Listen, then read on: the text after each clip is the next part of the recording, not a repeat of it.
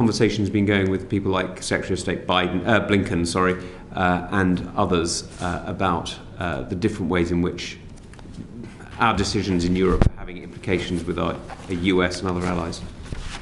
Very straightforward, I have to say. We explain our position. I think it's it's understood that the Americans of whichever political hue feel like they have a vested interest, a stake in the Good Friday Agreement. We all want to see the Good Friday Agreement safeguarded, promoted, and I think we have an excellent understanding with our American friends in order to set out the British perspective about how that needs to be managed effectively. The Northern Ireland Protocol represents commitments to the Good Friday Agreement, also commitments to the single market, and commitments to the internal market in the UK. I think what's very important is our friends abroad, not just the Americans, but of course they've got a keen interest, understand the range of those, if you like, three fundamental stakes, not just hearing one side of the story. I've always found them very judicious and fair-minded, including Secretary of State Blinken.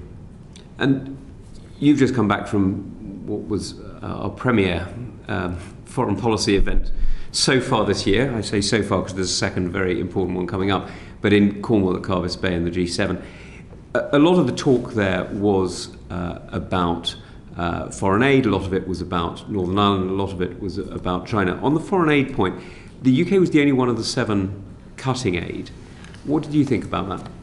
Well, first of all, you say a lot of the talk there was about these issues. China certainly was front and centre, but the media talk was about ODA and about Brexit. We had the whole range of issues.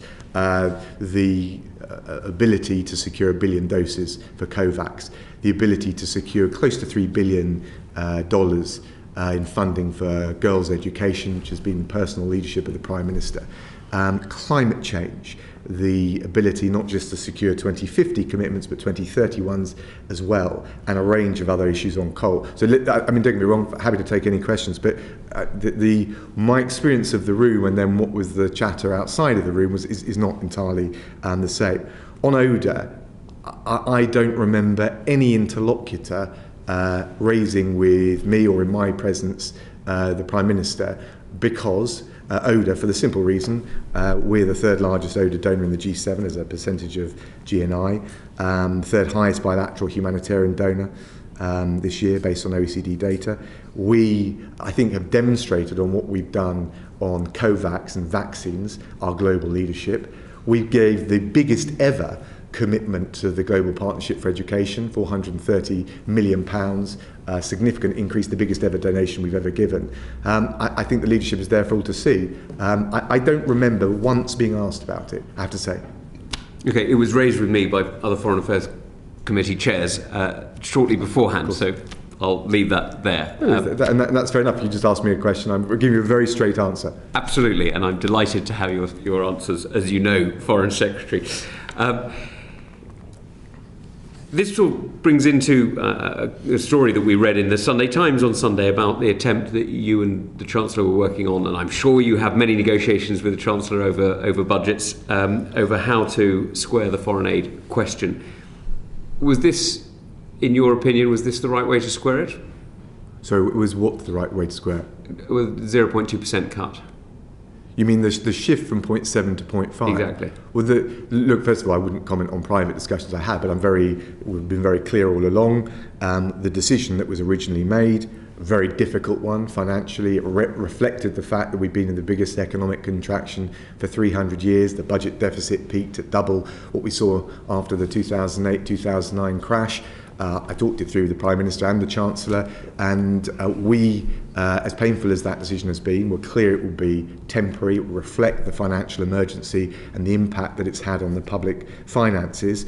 And also, I think our constituents would be asking us some pretty serious questions if we were looking for savings across the piece, but had somehow exempted one aspect of international policy. So a difficult decision, a temporary one, but a necessary one.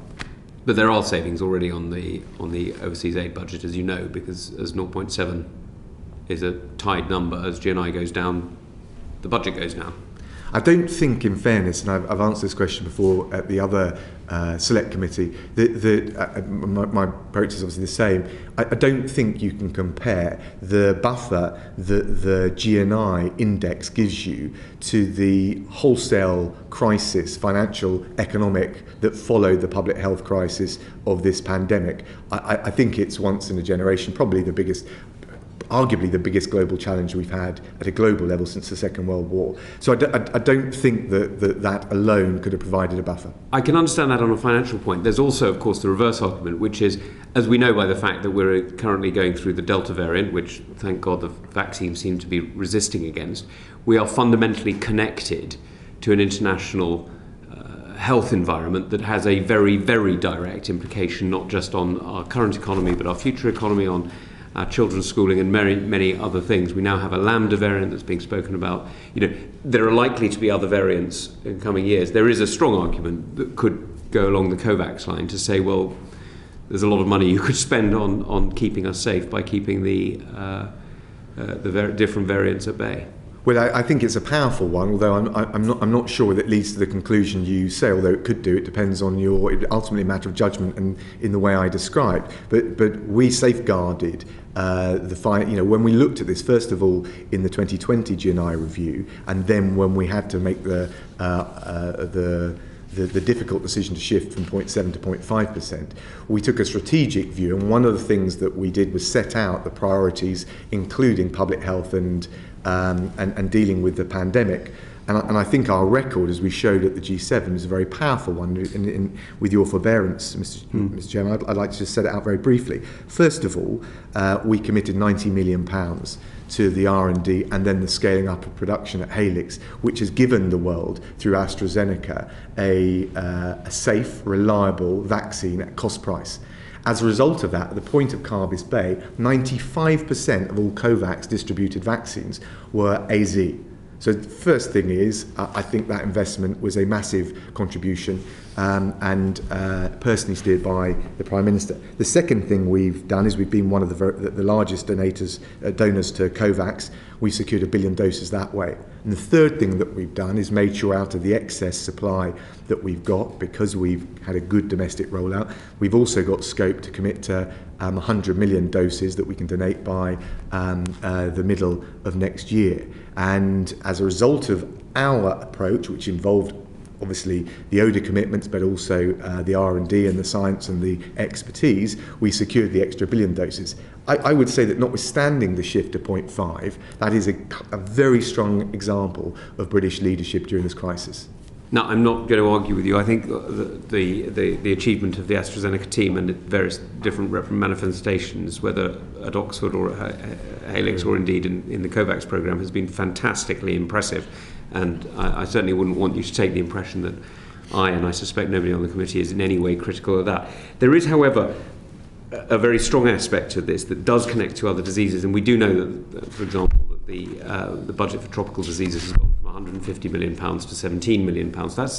That's a really big cut at a time when not only has COVID demonstrated our interconnected nature, but Ebola reminds us that actually a lot of these diseases may emerge in areas where there is even less health security than, for example, in China. You're absolutely right. There's always a challenge, and of course it's been one aspect of the decision making that as we focused our fire on this pandemic, we haven't had as much resource to go into the other areas. But I would say that although we've had some difficult funding decisions, we'll maintain a broad range of programs and funding and investment in things like sexual and reproductive health and rights, HIV/AIDS, malaria, TB, polio, neglected tropical diseases. You're probably right to say we may not be at the level we were before. But on the other hand, you mentioned tropical diseases. We've been the second largest country funder of programs. We're not always going to be, as circumstances change, the very top of the donors in every area. I don't think that's realistic. Of course, we have to refocus our efforts, and of course, the foremost public health challenge that we've faced, I know you're not disputing this, has been COVID, and that's where we focused our fire. And of course, we look forward to getting out of that, because we'll rebalance then our approach. And Foreign Secretary, again, I say, of course you're right that the UK shouldn't be the sole and unique donor, nor should it always be the largest donor in every occasion and in every field. But we are the only ones cutting at the moment. And you, as you just said yourself, this will have implications on the ground. Now, we do know, for example, that we have, through a legacy of history and through the living bridge that we have between our migrant communities and many countries around the world, we have extremely close connections, rich, vibrant and important connections to many parts of the world that have significantly worse public health systems than we do, have very large metropolises that can incubate disease, and that can therefore see us effectively much more connected to the flow of health risk, pandemic risk, than many other countries. So I would just ask again, what do you think are the implications for those countries and therefore for our protection, the protection of the British people, in terms of the spending cuts that you had to bring through? Look, let's not pretend for a second that they haven't been challenged. They have. My approach is to take a strategic lens to it, to set out the key areas that we must focus on that matter to us most, both in terms of, if you like, the moral sense of responsibility we have in the world, but also the UK strategic lens that we apply, and make sure that as we go through the GNI review, the previous SR, and then the future SR, that we are really marshalling the £10 billion, for example, we've got this year that we're putting in to those strategic areas of focus. I can't pretend we're going to fund everything to the same level as before. That's why you have to have a strategic lens. Let me just raise one issue, though. You're absolutely right to say if we're reducing our ODA spend, others may be increasing it. But from what baseline? Because there's very few of the other countries that people cite that have been at 0.7 as consistently as we have. And so I get that I understand entirely and accept the point. Japan doesn't have the same migrant connections as we do. Germany doesn't have the same migrant connections as we do. France does, I'll grant you that. But there are many countries that aren't quite as intimately linked to the global south or to populations around the world as we are, and therefore this is for us not simply an act of global generosity but of global self-interest, is it not? And I think the moral and the self-interest absolutely collide in the way you describe. All I'm saying is that we shouldn't get into the business of giving credit to a government that increases its ODA by a fraction from a low base when we're still giving significantly more from a very high baseline. But yes, we've had to take this difficult decision. I'm just trying to make that point. Okay. I'm very grateful for those comments. Can I just ask, the ways in which these cuts have gone through, it appears that you've honoured the financial commitments to the multilateral institutions that you were bound to take. Is that correct? We haven't broken any legal obligations. Of course, the issue with the multilateral, and it's an interesting question, I'd be interested in your view as to the balance between multilateral and bilateral spend, because we've had endless debates. But the short answer is we've not broken any of our legal commitments. That doesn't mean that we won't look to reprofile in some instances where the strategic case is made out. So I think this is an interesting, forgive me, but I think this is an interesting diversion that's worth having, because the government over the last 4 or 5 years has focused very much more on bilateral relationships than multilateral. Part of that is the Brexit process, part of that is so-called global Britain, part of that is the tilt to Asia, and you've been front and centre of that. So it's slightly odd from my perspective that we have defended the multilateral more than we've defended the bilateral, given that the entire strategy of the government has been much more on the bilateral end. Would you care to comment on that? I think it's a fair challenge. I'm not sure I quite accept the assumptions there, but I think it's so the multilateral has economies of scale and good governance in its favour. The bilateral has the ability to focus strategically and the control that we get. I am interested more in the bilateral area. You can see at a time of financial challenge why there are typically financial fiscal arguments in favour of the multilateral. But I think over the medium term, I think that will be recalibrated. One of the things that we did, and I agreed with the Chancellor, to lift the TOX limit to allow us to bring in more in-house capability to run programmes rather than relying either on multilaterals or consultants. I think that will enhance our capacity to very effectively, and to the Treasury's satisfaction, deal and focus more in bilateral areas where the case either morally or in terms of national self-interest is made out. So I'm very supportive, and this is a personal statement, not on behalf of the committee, but I'm very supportive of your bringing a lot of capabilities in-house, and I think we've seen that the consultancy model has challenges, politely put. So I'm very glad you're doing that. May I just, though, go back to your balance of bilateral and multilateral, because we've got, for example, 3 new missions that I believe you've recently opened: Chad, Niger and Mali, I think it is. None of them have a particular budget line connected to them on bilateral aid. Presumably, therefore, they'll be delivering whatever they deliver through a multilateral system. Is that correct? No, I wouldn't make that assumption. Okay. I would look at it very carefully, we want to see where we add value. The overriding goal for me is, where do we add value? Where do we maximise impact? And frankly, where is the British national interest? We've opened those missions because, and it's a difficult balance, we want to have coverage. Even as the IR sets out, we've got, I mean, you'll have seen the strategic focus, particularly in East Africa, and nonetheless we've opened those missions. So it is, if you like, some ballast to that East Africa, Horn of Africa focus, the Indo-Pacific focus. We're not going out of business in these other areas. We're not reducing our bandwidth, if you like. So I don't think that there is a magic formula or God forbid, an algorithm that we would apply. I think you have to exercise judgment. Okay, I would accept that. There is, however, a strange element within it going on, where some people have commented that it looks like we're going back to different legacies, to different pasts, as it were, because it seems that we've pulled out our bilateral aid from places like Lebanon and Syria, sort of former French areas of influence, and reinvested as much as we have in places like Kenya and Nigeria, British areas of influence. Is there a return to a pre-1960 mindset in the Commonwealth? I don't think I've ever viewed it through that lens.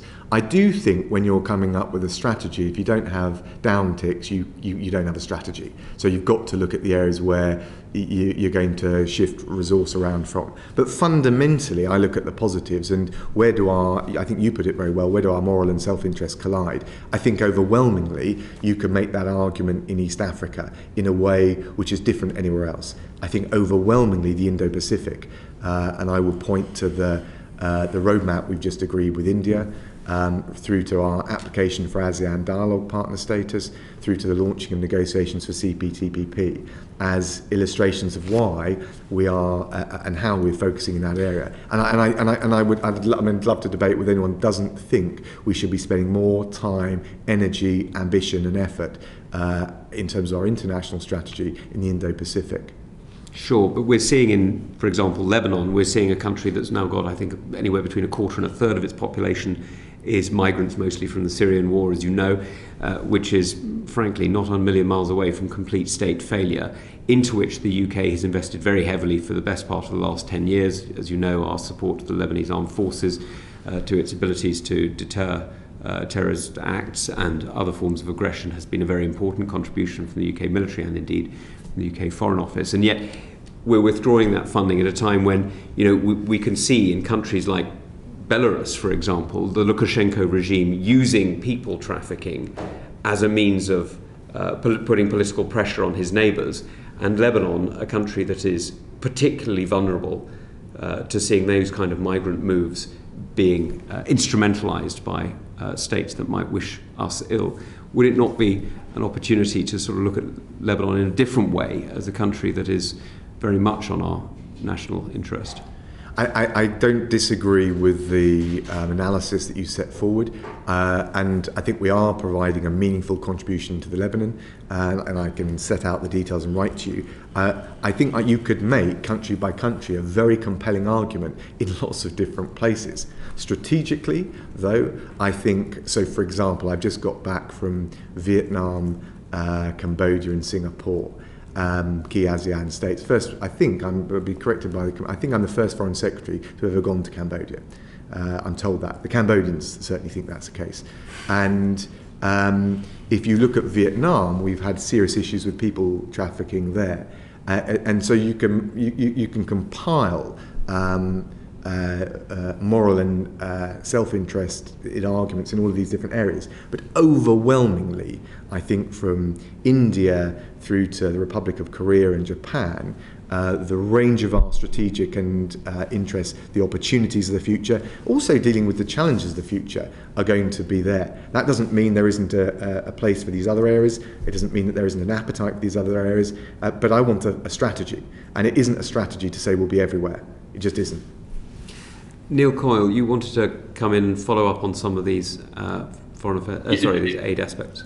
Yeah, thanks. It was rolling back slightly. Foreign Secretary, it's great that you're here with us, and I'm really pleased that you said you're here to give some straight answers, because it'd be great if you could set the record straight. When you last appeared here, you suggested that the aid sector and Bond had been consulted on the abolition of DFID. They disagreed and contacted us to let us know. So can you set the record straight? Was there consultation with the aid sector before the abolition or not? Yeah, you asked this question before, and I know you tried to do a point of order in the House. We announced the proposition, we consulted, and then we delivered it. And I can write to you. I thought I'd already written to you, but I'm very happy to write again to set it out. I've answered this question so many times, Neil, but I'm happy to do it again. So we absolutely did consult widely before the implementation of it. But I think what you're saying is from the point of announcement. Yeah. And you did write, and you suggested that before the announcement there'd been consultation. Your permanent secretary also wrote and said that that meeting did not discuss the abolition. So who's giving the straight answer? You or your permanent secretary?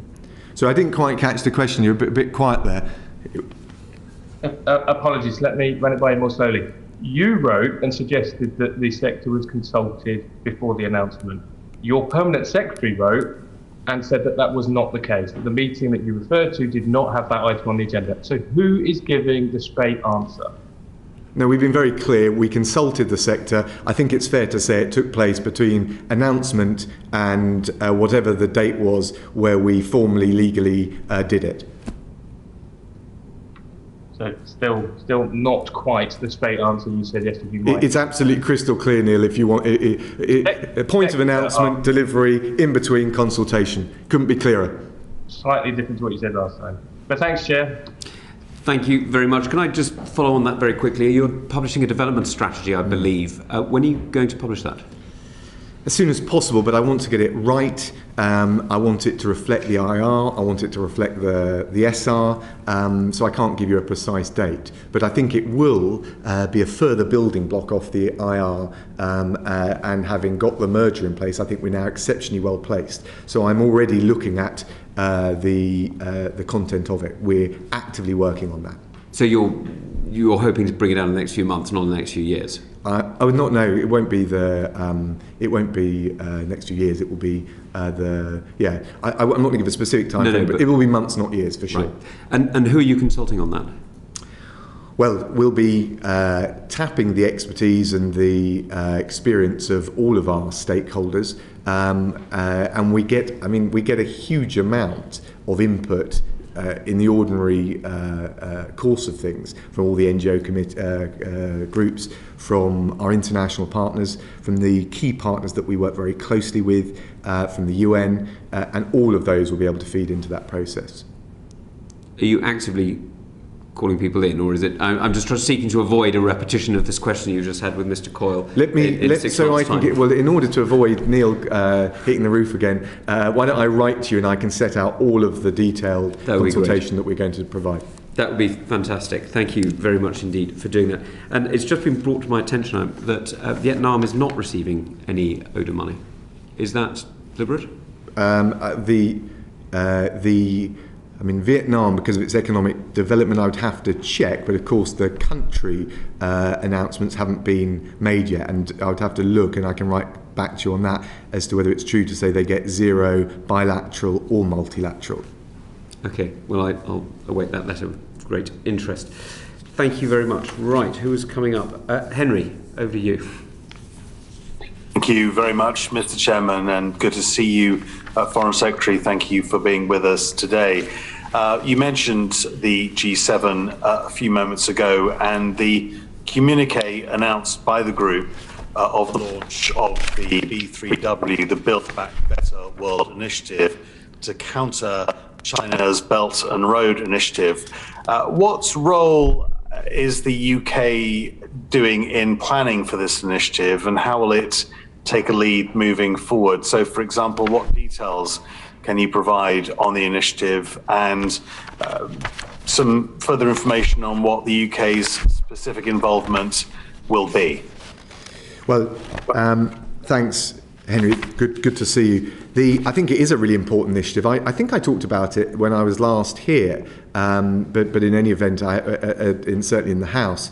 One of my experiences of going to talk to African and Asian governments, both foreign ministers and leaders, is that when you ask the question about Belt and Road and the debt that accompanies it, you get a chorus of, "Will make us a better offer."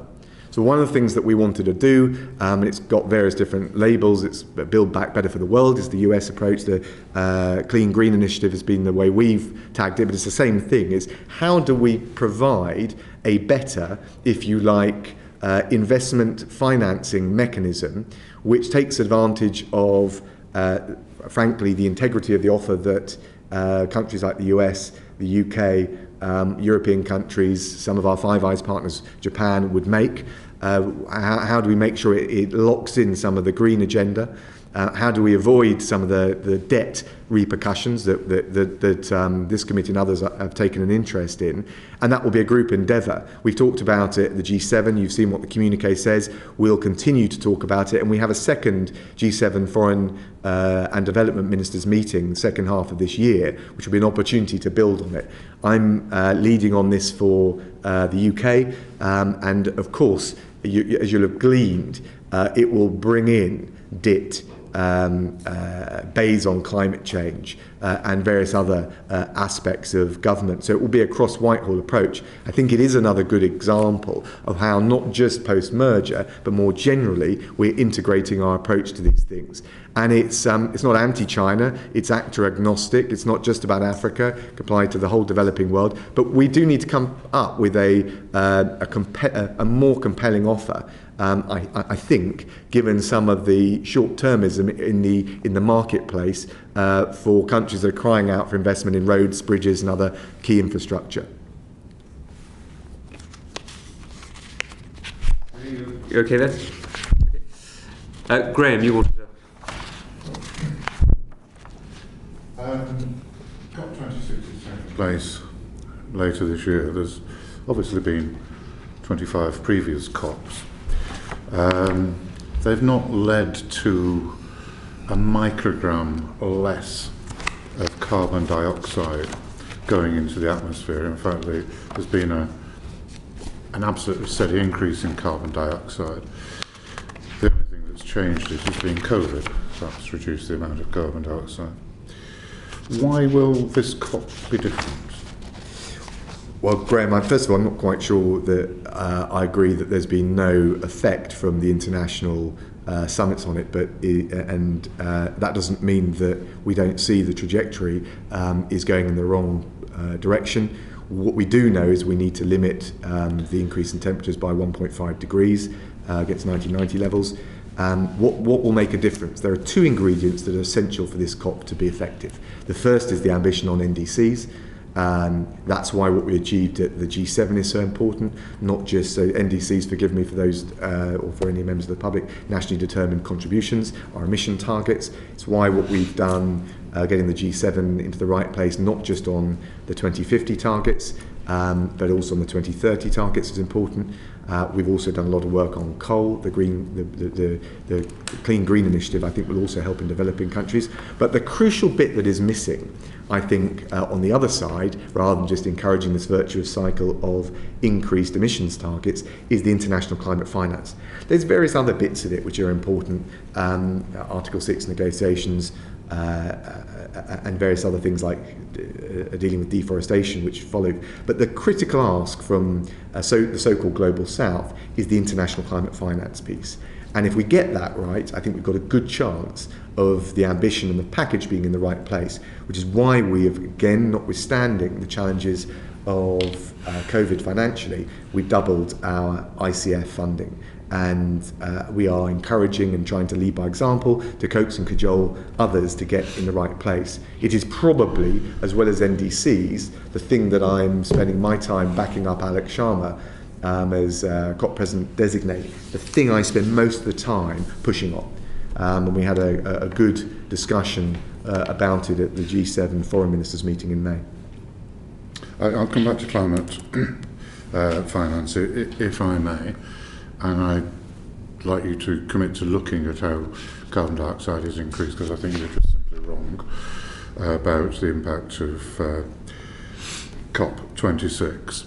But one of the perceived failures of the G7 was there was no commitment of when coal-fired power stations would be phased out. And at the same time, India has switched off their nuclear power plants and are investing in coal. You can take whichever figures you like, but China are investing massively in coal in their own country and are purchasing coal-fired power stations elsewhere in the world. When is that going to change? When are you going to get that? And just a final, it's a long question, but we're putting up the cost of energy here, which is making our economy less competitive because energy is going up in price. In China, the price of energy is dropping because they're using more coal. At a time when China is a threat, we are putting ourselves at a disadvantage. Why is that a good idea? So there's quite a lot in that, Graham. Let me try and apologise. No, that's fine. Let me try and unpack it as best I can. First of all, the commitment at the G7 was to end new direct government support for coal power generation by the end of 2021. Of course, there's various other things we want to see ended, support for coal finance. The Power and Past Coal Coalition is something which, again, in my conversations, I'm spending a lot of time trying to get countries to sign up to. You're right, there's a long way to go. There's plenty of friendly democratic allies who we are pushing very hard on, as well as countries like China, which we know they're investing heavily in renewables, but have still got a coal issue. But the ultimate question is we're not going to encourage them, particularly developing countries, particularly poorer countries, for whom the narrative holds very hard that you all in the West got wealthy and rich off the back of carbon emissions you now want us to curtail. We are not going to turn the dial on climate change unless we lead by example. What we've got to try and do is get the NDC commitments there, get the ICF commitments there, and create a virtuous cycle and a sense of win-win. The big thing I think that's changed, and I've talked about this with my Chinese opposite numbers. I spoke to Wang Yi, State Councillor Wang Yi, quite recently. I talked to Foreign Minister Jaishankar about this recently. The big change is that the dividends, the yield in investing in renewables, particularly solar but also wind, have improved pretty dramatically over the last 10 years. And so you're seeing more and more investment going into those areas, which I don't think 5 years ago we would have seen at the same scale, or we wouldn't have expected. So that's the direction of travel. But I'm not pretending for a second it isn't a challenge. We wouldn't be putting so much effort into it if it wasn't important. There's no evidence. I understand what you're saying about leadership and countries following. John Gunnar, when he was in the House of Commons, made that point 15 years ago, I would think. There's no evidence that China, still treated as a developing country, India, following. They're investing in coal heavily. It doesn't matter that they're also investing in renewables if the amount of carbon dioxide coming from coal is increasing. I asked you last time, shouldn't we be changing the status of China from a developing country in the COP26 negotiations and more generally? I think there's quite an intense international debate about that. We need to have some objective criteria for what counts as a developing and a developed country, and try and depoliticise this as much as possible and be actor agnostic about it. Otherwise, of course, the Chinese defensiveness will only rise. But I think for all developing countries that are traversing from low income to middle income and beyond, that is a perfectly legitimate challenge. You mentioned climate finance. The commitments that were originally given to 100 billion per annum have not been hit. When do you think those targets will be achieved? Well, we as soon as possible, but we are leading, as I said, we've doubled our ICF commitments precisely because we know we need to hit that target, and it will be a team effort. The best you can do is demonstrate national leadership, which I believe this Prime Minister and this government has done, commit to it, but also make the case for the other countries around the world that this is win-win, that there are partnerships and that there are jobs in the renewable technologies of the future. But you only get there if we can finance them, particularly in the poorest countries. It is absolutely crucial for the buy-in of the poorest countries. So we're not there yet, you're absolutely right, but that is why we've made the commitment, and that is why you see us pushing for it in every forum and bilaterally. Thank you. Can I just quickly add to the questions about China and coal? I mean, we're seeing a lot of Chinese diplomacy in the Pacific at the moment, where countries that are particularly vulnerable to climate change are increasingly aware of the threats they face. Are they aware? Are we helping them to be aware of the danger that the Chinese coal production and use is putting them under? Danger in what sense? Environmental sense? Yes. Look, of course. We, with every ASEAN member that I've talked to, and I've been pretty assiduous, and indeed not just visited them all bilaterally, I think I've been out 5 times to the Indo-Pacific, but also engaged now twice in ASEAN. Sorry, I don't just mean ASEAN, I'm thinking of Nauru, Vanuatu, you know. Of course, look, we make the argument to them, and many other countries will do as well. We make the argument. We make the case. We make the case it's not in their interest. We make the case that it's not in the collective interest. That's and I think that's absolutely right. Thank you very much. Royston, you wanted to... I did. Thank you, Chairman. Thank you, Foreign Secretary, for coming today. I'm going to change the subject, if I may. I'm just looking around. You can't hear me, can you? I'm sorry, we can barely hear you, Royston. How strange. Anything? Can you hear me? Very slightly. Not your usual ebullient tone. Out, but I'd just make a fool of myself, and that probably wouldn't help. Do you want to come back to me, Chairman? You're clearer there. Go on, bellow. Right, okay, I will. Knock it out, Royston. Changing the subject on to the meeting we had with Lord Hague some months ago, who was talking about the initiative for preventing sexual violence in conflict. He said that the FCDO had deprioritised that initiative, and that energy at senior level had dissipated, funding had decreased, and it is no longer raised at diplomatic meetings. How would you respond to that accusation? I don't think that's right. What we do have, and what I'm looking to set up in the FCDO, is a conflict centre which looks where we can add value, either to resolving a conflict or in a post-conflict, nascent post-conflict situation, allowing peace and development to bed in.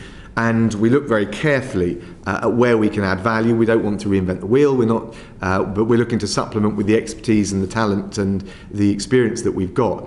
And all the initiatives on PSVI are being, if you like, deployed in that context. And the reason I want to do that is I want us to focus on where we add value most. Because I think that makes sense. So, for example, one of the areas, I mean, to give you two of the areas where we will be looking more intensively has been Cyprus. I attended the 5+1 talks in Geneva with the Secretary General and the other partners. Now, that's not directly relevant to PSVI, but it's a good example of something where we have a historic role, but also I think some value added that we can demonstrate. Another area which I think is going to be increasingly important and we should look at is Somalia and what's going on there. And that's a very good example where the expertise that we've got in PSVI can be put to bear. So rather than looking at this as some sort of, I'm not suggesting that Lord Hague was, but rather than looking at this in some sort of generic flag-waving exercise, what I want to do is see where does the UK add the most value? Where can we do the most good? And and that is inevitably looking at a conflict as a whole, or a post-conflict situation as a whole. And there I think the PSVI has a really important role to play. It's not the only thing that we will do. We've got mediation expertise, we've got development expertise, we've got reintegration of child soldiers expertise, we've got various other capacities. But I think rather than regarding it as a niche bit of the armoury, I think it needs to be integrated in approach to conflict and post-conflict situations. I'm interested in that, but shouldn't it be niched somewhere? I mean, Lord Hague said that we were leading on this and that now we're not. And then from his point of view, he didn't see legacy as being anything important to him about, who fronted this up to start with, but that it carried on. And if some other country even were to lead on it in the future, then he would be perfectly happy with that. But he just felt that someone should. Do you not think that perhaps someone should? I think lots of countries take an interest and a very close interest in it and support it. The question is whether it's a team effort and how any country maximises the impact they bring to bear. But I don't think being setting yourself up as setting it up as an issue that is dislocated from all the other issues that are relevant to dealing with sexual violence in war, or indeed the wider ravages of war, or indeed how you bed down peace in a post-conflict society. If we look at Tigray, for example, we're pushing on the humanitarian access. We want to see those elections produce results that are free and fair. We want to have accountability for the human rights abuses, both the body set up by Ethiopia, but also the UN body. And I don't think that, and there's clearly an issue on PSVI in the Tigray conflict, but I think taking that out of the broader context that I just described doesn't seem to me to make much sense. It is part of that conflict, and we ought to look at it in the round. Why? Because we want to have the best impact we can have in terms of turning things around. And you can't look at one area dislocated from the political channel, the wider accountability for human rights abuses, getting the Eritrean troops out there, trying to make that ceasefire bed down. And I'd worked in war crimes for a long part of my life, and when I was at the international work on the international tribunals in The Hague, there was a lot of NGO and indeed international support for dealing with this, but you couldn't go into either Yugoslavia, Rwanda, or indeed Sudan and Darfur and I believe look at that in isolation from the broader question about how do you bring peace and how do you bring accountability.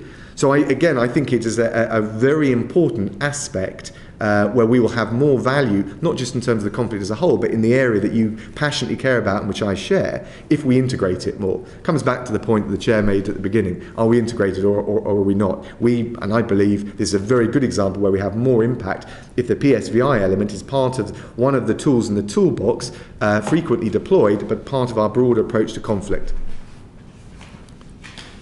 Thank you, Chairman. That's all from me for now. Thank you very much. Can I just do a very quick follow-up before I come to you, Alicia, which is you raised Somalia there, and many of us have seen the challenge that Somalilanders have had with the government in Somalia. Will the Foreign Office be looking at changing its position on recognising the state of Somaliland, capitalled in Hargeisa? That's not on the current horizon, but we are looking to do what we can to try and bring some stability, some peace, and of course deal with the Al-Shabaab threat that we see emanating not just in and around Somalia, but of that region as a whole. And I think it's a good example. You asked me earlier, you can always find one or other area. You mentioned Lebanon, there'll be others.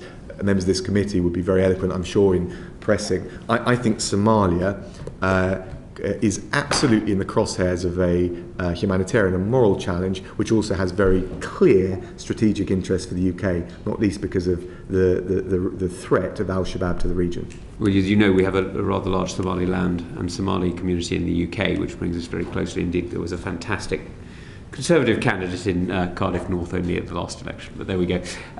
Alicia, over to you, Alicia Cairns. Thank you, Chairman. And Foreign Secretary, thank you very much for joining us. You touched just then on the conflict centre. Since my election, I've been calling for an atrocity and conflict prevention unit, so this is very, very much welcome. But can you confirm that the conflict centre will also look at tackling mass atrocities committed outside of conflict and official conflict zones, such as those taking place in Xinjiang currently against the Uyghur? And also, who is the specific minister who will be overseeing the conflict centre?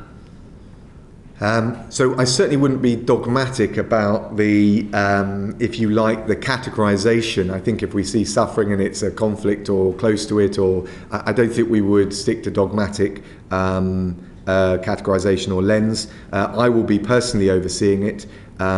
It of course cuts across geographies and the thematic division of labour amongst my brilliant junior ministers, but I will be personally overseeing it, and that's partly because it's a new thing and I want to give it the attention that it should have and it deserves.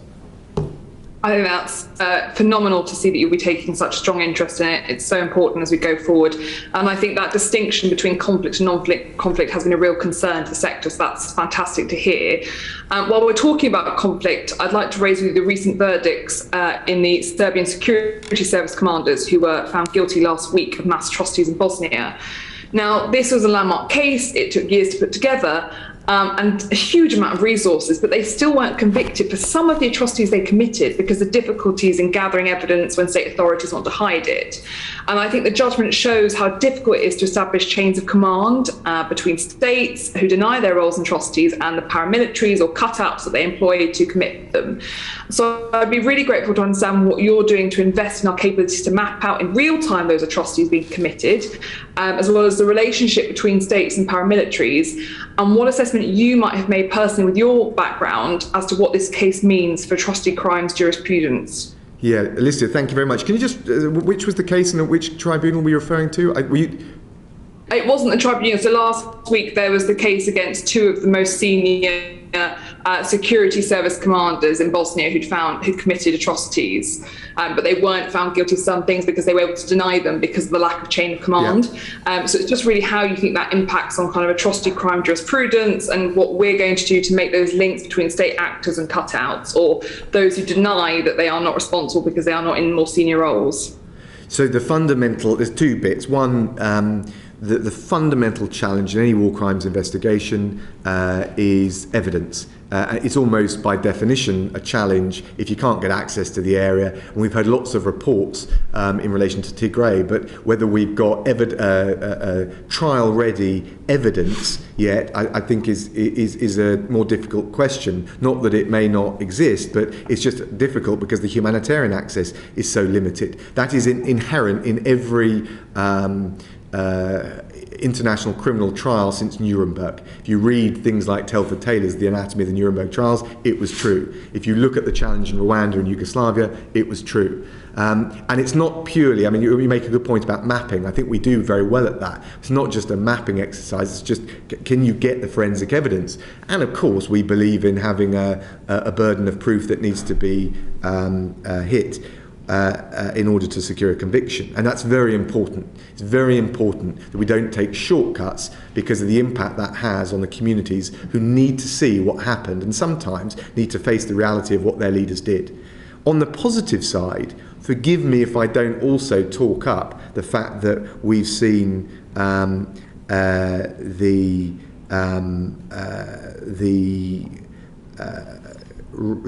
conviction of Radko Mladic, including for genocide, upheld on the 8th of June by the residual mechanism for the Yugoslavia Tribunal.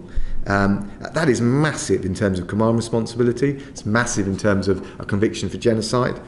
Radovan Karadzic, of course, the Bosnian Serb leader, has been transferred or will be transferred to the UK to serve his sentence. I hope you'll forgive my amour propre, Chair, by pointing out I negotiated in 2004 the UK UN sentence enforcement agreement.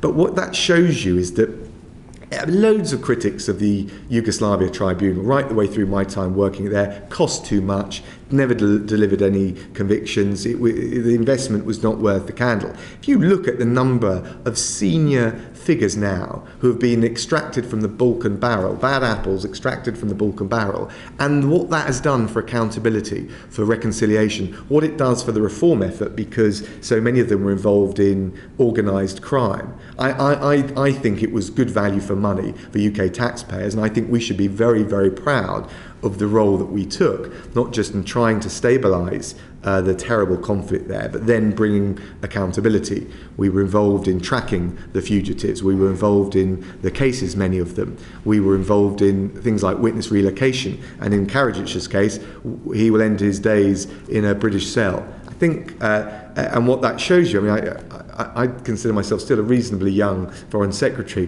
but I'm looking back to 2004, and I remember then that people said we'd never get any of the really big fish. But what that shows you is your investment takes, you sow the seeds, the investment takes a huge amount of time to come to fruition, but it can happen. And the reason that those, I agree with your premise, but the reason Mladic and Karadzic matter is not just some solace for the victims. I mean, I don't know the extent to which it provides solace. If I was a grieving victim so many years on, I don't know. But I think it must provide at least some. But even more importantly, for those that are contemplating such crimes in the future, there must now be an element of doubt in their minds that they can just get away with it. And I think puncturing the impunity for those like Karadzic and Mladic sends a very clear message for the future. Forgive me, Chair, for getting on my soapbox. No, I think you're entitled to crow about that achievement. It was a huge achievement for the UK and a huge achievement for the international community. So, Alicia. And I think, as Foreign Secretary, the importance you've placed in that conviction, I think the whole committee would share, particularly your point around accountability and reconciliation. So therefore, if I may, I'll apply that to another setting, which is Myanmar.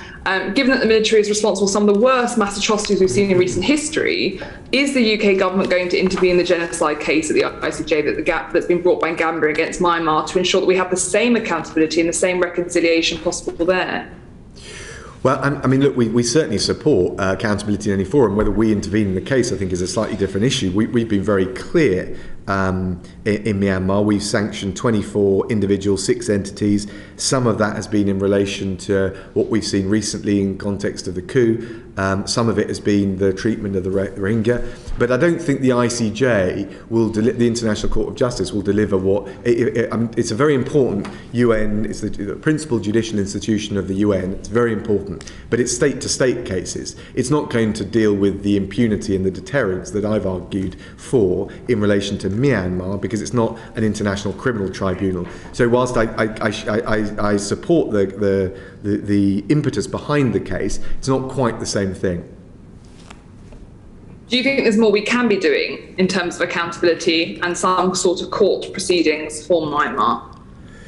I think we need to be really clear that there will have to be accountability for the worst crimes. Equally, look at the situation on the ground. The Tatmadaw, I think, is bedding in, although it's very interesting the dialogue between ASEAN and the regime.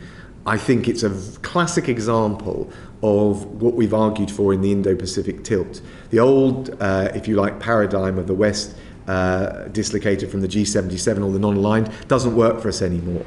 If we're going to influence the Tatmadaw, or indeed China and India, who are watching and have different interests and stakes in it, and I don't think China is particularly satisfied with what it is seeing there. We need to broaden the caucus of like-minded countries. So when the G7 held its foreign ministers meeting, I invited the chair of ASEAN from Brunei to join us. I'm considering, and again I'll gauge the appetite of the ASEAN members, inviting ASEAN for the second Foreign Ministers meeting.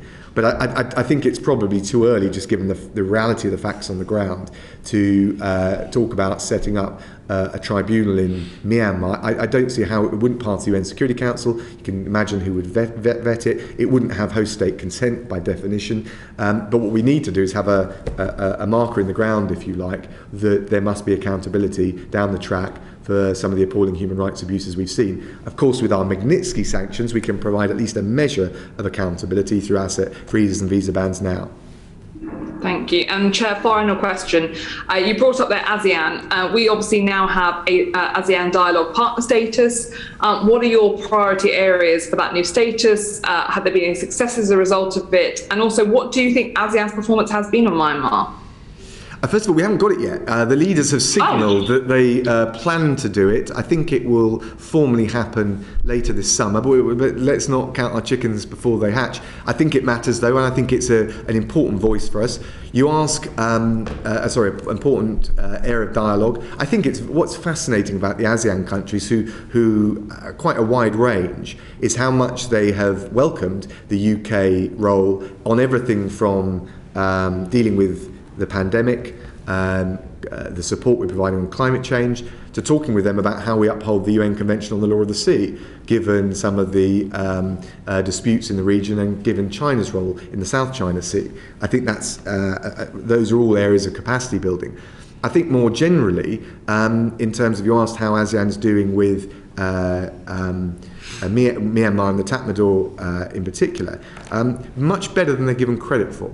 The G7 will do its thing. We will make very powerful statements, we'll impose sanctions, and the non-aligned, of which ASEAN has traditionally been part of, the non-aligned or the G77 group, feels, and ASEAN has historically felt uncomfortable with that kind of Western-style robustness. That doesn't mean they're not doing anything. I think particularly if you look at the role of the current chair, for Brunei, but also the role Indonesia and Singapore have played in trying to exert leverage, engaging in dialogue. They've got their ASEAN 5-point consensus on Myanmar. They're looking to appoint a special envoy. And I think what I find most interesting is the scope for a team effort, if you like, between what the G7 and the Five Eyes and the so-called West do and what ASEAN is doing. They've got a different style. They talk about ASEAN centrality, but they're very amenable to talking to us about the team effort and the synchronised way we go about things. And we should definitely take advantage of that. Great. Thank you ever so much, Foreign Secretary, and thank you, Chair. Can I just quickly follow up on a couple of points? You mentioned the difficulty of prosecutions. Clearly this is an ongoing problem, and it's something that traditionally the UK has been quite good about in collecting data and storing it in such a way that a possible future trial could take place. Are you doing that in Myanmar?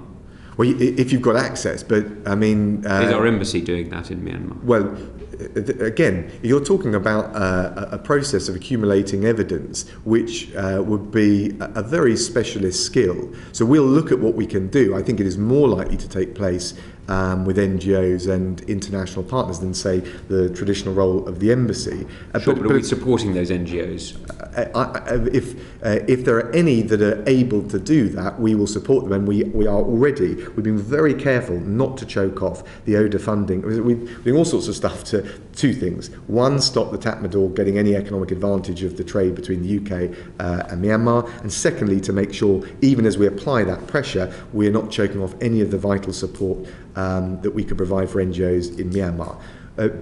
But getting access to it, even for, whether it's for the embassy or the NGOs, I mean, we just got to be honest about what these situations are like. The Tatmadaw is in control, although there are all sorts of other centrifugal forces around that country. Getting that kind of legally proved evidence is quite difficult, quite a challenge, and that is consistently been the case with war crimes. And but there is an awful lot. I mean, the difference between, for example, your era on the Bosnian crimes and today in Myanmar is the amount of citizen journalism, if you like, the home shot footage on telephones and all the rest of it, that is now being uploaded onto Facebook, uploaded onto websites, and shared pretty widely, puts this in a somewhat different position. I'm not saying it's quite the same as fingerprints on a knife, but it's not nothing. It's not nothing. the question will be, is the accumulated total of that enough to secure a conviction?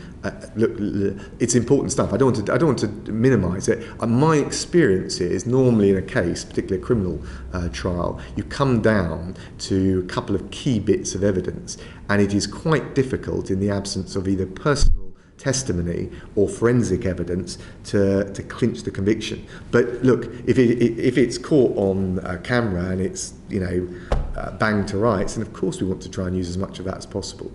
Okay, so you will support any NGO that looks to collect? I would look at the case that any NGO that was in that space. Okay, can I quickly follow up? And when was the last time you met the Foreign Minister of Myanmar, the Tatmadaw Foreign Minister? I'm not sure I have. It may have been when I was first in Bangkok, when I first became Foreign Minister for the ASEAN Foreign Ministers meeting. But I mean, not recently, and the only way I would have come into any contact with the Foreign Minister would have been through the UK ASEAN Foreign Ministers dialogue, which is most of it was remotely.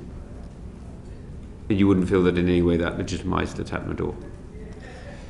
What I can then boycott ASEAN meetings. I think that would be a mistake. By the way, my general approach would be to engage with them. I mean, I'd be happy to talk to the Commander-in-Chief. I don't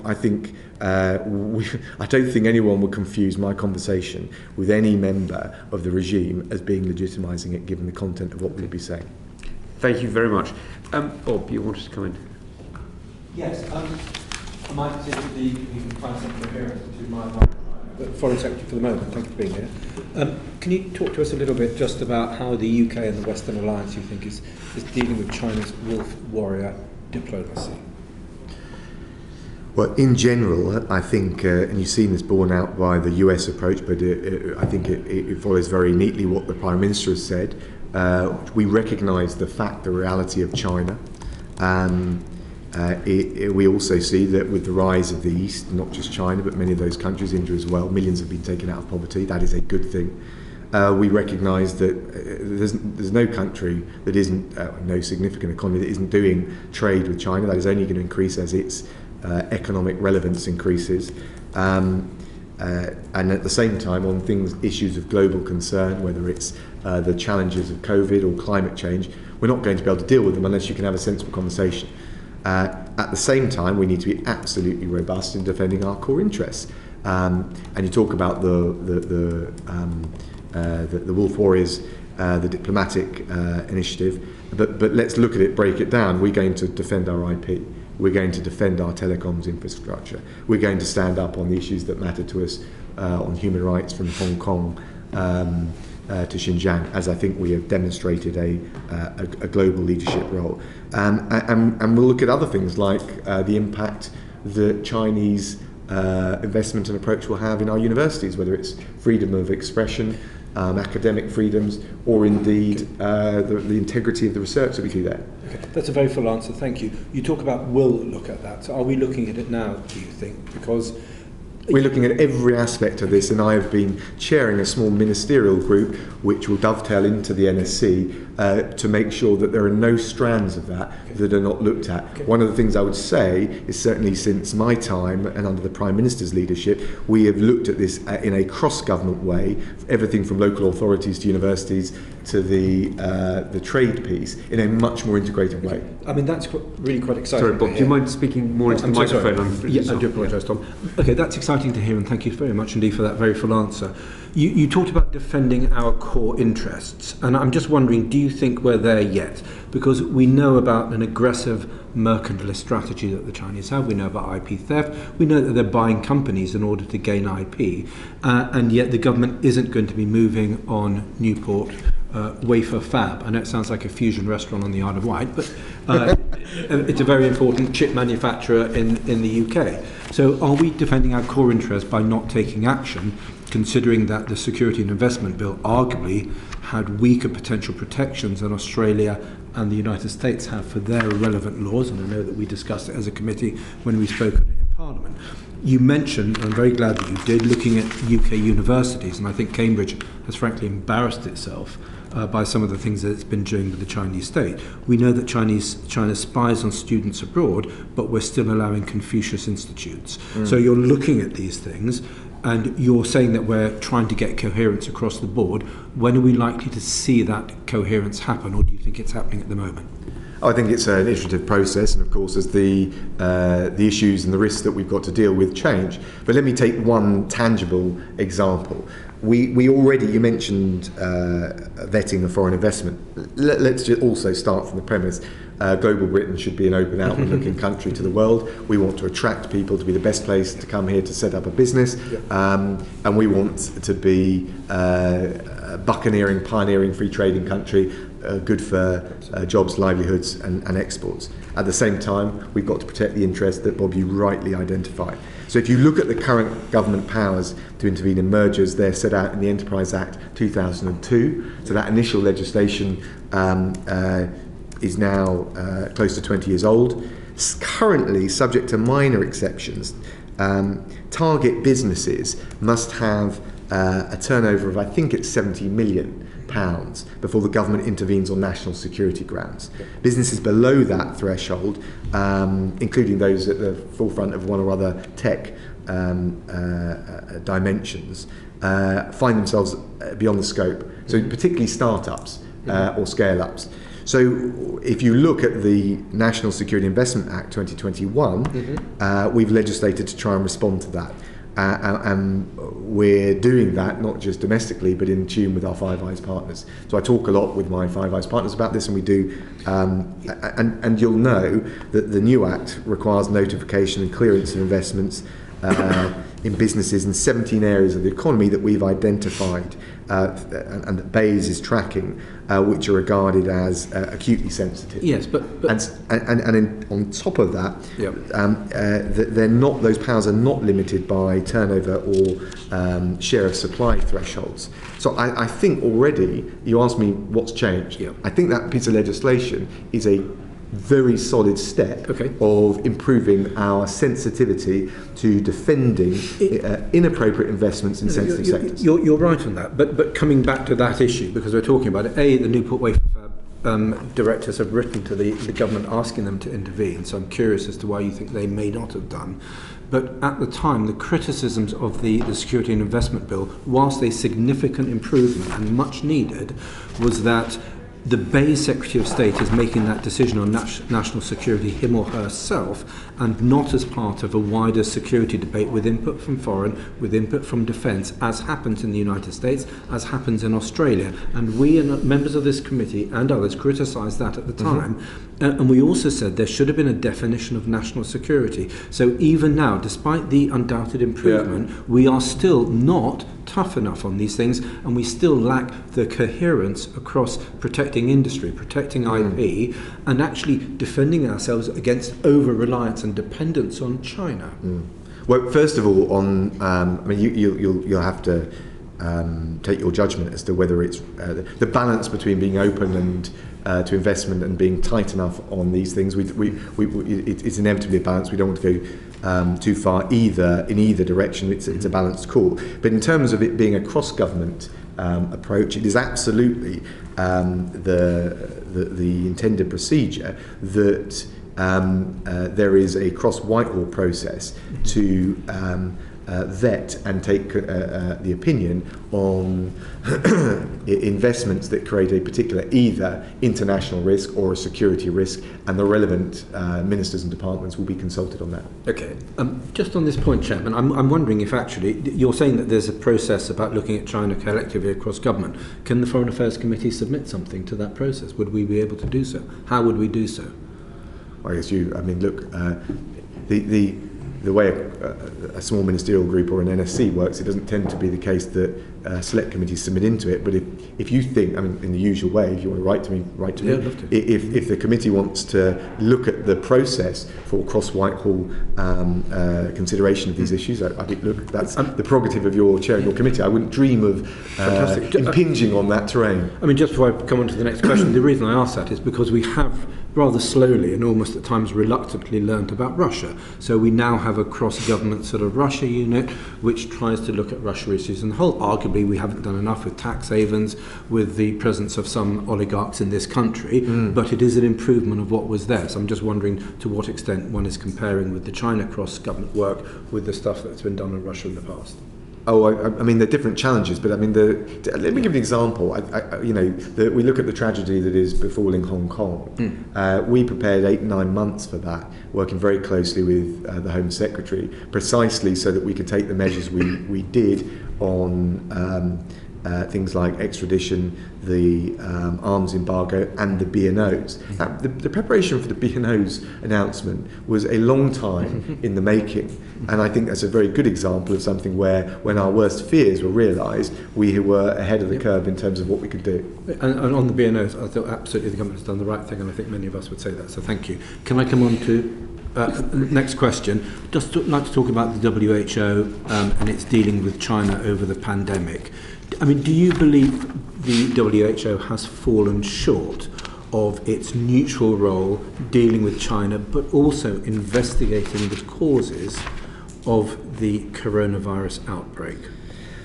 Look, I think if the WHO didn't exist, we'd need to invent it. I think Dr. Tedros's provided leadership at an incredibly difficult time, but let's also be clear, it's an imperfect institution. All international bureaucracies have their faults, as domestic bureaucracies do, and the case for strengthening it, I think, has been borne out by the stresses and strains that the pandemic has placed on it. And there are always any lessons in a global health crisis. I think the findings and the recommendations of the independent panel on pandemic preparedness and response, as well as other reviews, will give us, if you like, the ammunition to look at the reforms. And we talked a bit about that at the G7 as well, and the communique talks to that. In terms of the origins, which I think you also asked about, look, I think we need a transparent, independent, science-led approach to this. We've had phase 1 of the WHO convened COVID origins study. That was always going to be the first step. Do you mind if I ask about that? Yeah, sure. Sorry to interrupt. Yeah, I find it breathtaking. This is the most single important scientific investigation of our era, and possibly since World War II. I mean, stuff that, this is the most important scientific inquiry for decades. And the unwillingness of the world scientific community and nations to actually try to understand where this virus came from, if it was zoonotic or whatever the expression is, or if it came out of a gain-of-function experiment, I think has been extraordinary. Why haven't we been much more vocal about finding out where this came from? Because if there's been any other country, we would have been crawling all over this science with a fine-tooth comb in a way that simply hasn't happened. Well, I just don't agree with that characterisation. The reality is we have pushed very hard for the WHO convened study. You need to do two things. One, get access. We've been very clear that China needs to cooperate more consistently, both on data and access to people, and also that there needs to be a phase 2, which isn't accompanied by the same delays. But it doesn't matter what you're dealing with, whether it's what's going on in Xinjiang, where we're trying to push for Michelle Bachelet to have access, or this.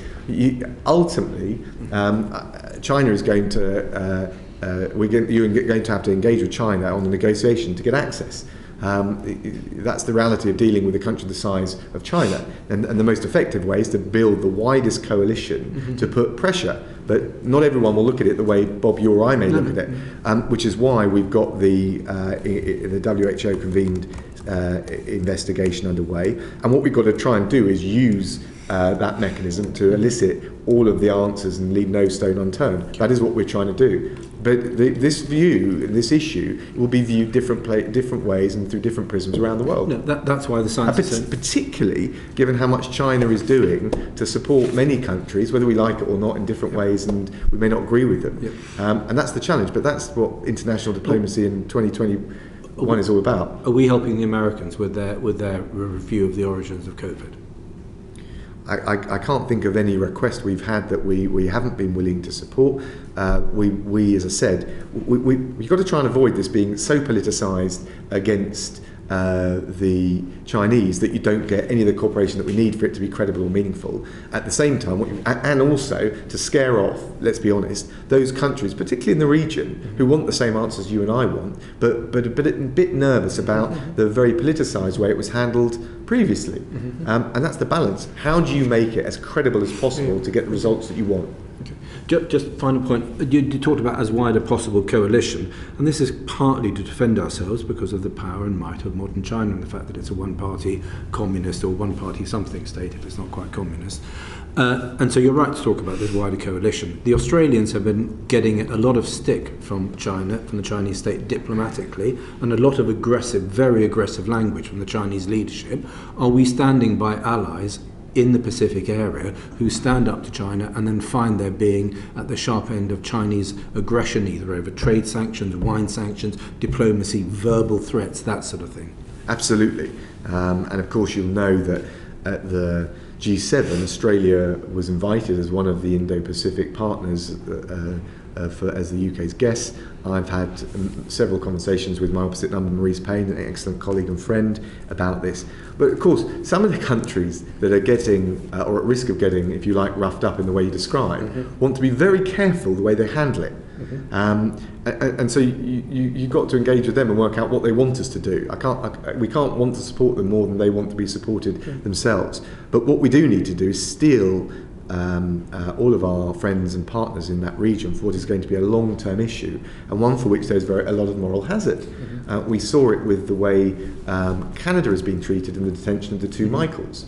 And so what do we do on that? We work with the Canadians to set up this arbitrary detention mechanism. It's not quite one in, all in, but it's basically an international alliance who, when someone finds that we've got this hostage diplomacy, we are all galvanised into acting. I think that's quite an important innovation.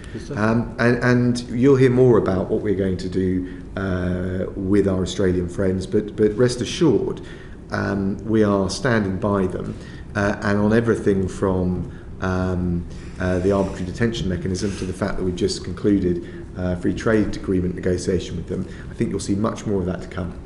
Oh, thank you very much. Just before we come to you, Graham, Neil, you wanted to come in briefly? Yeah, just really quickly on that. And Foreign Secretary, not quite a straight answer there. When the member Bob Seeley asked if the UK was cooperating with the US review, you said you weren't aware of any requests that have been denied. Has a request from the US been made? And if not, are you offering support for the US review?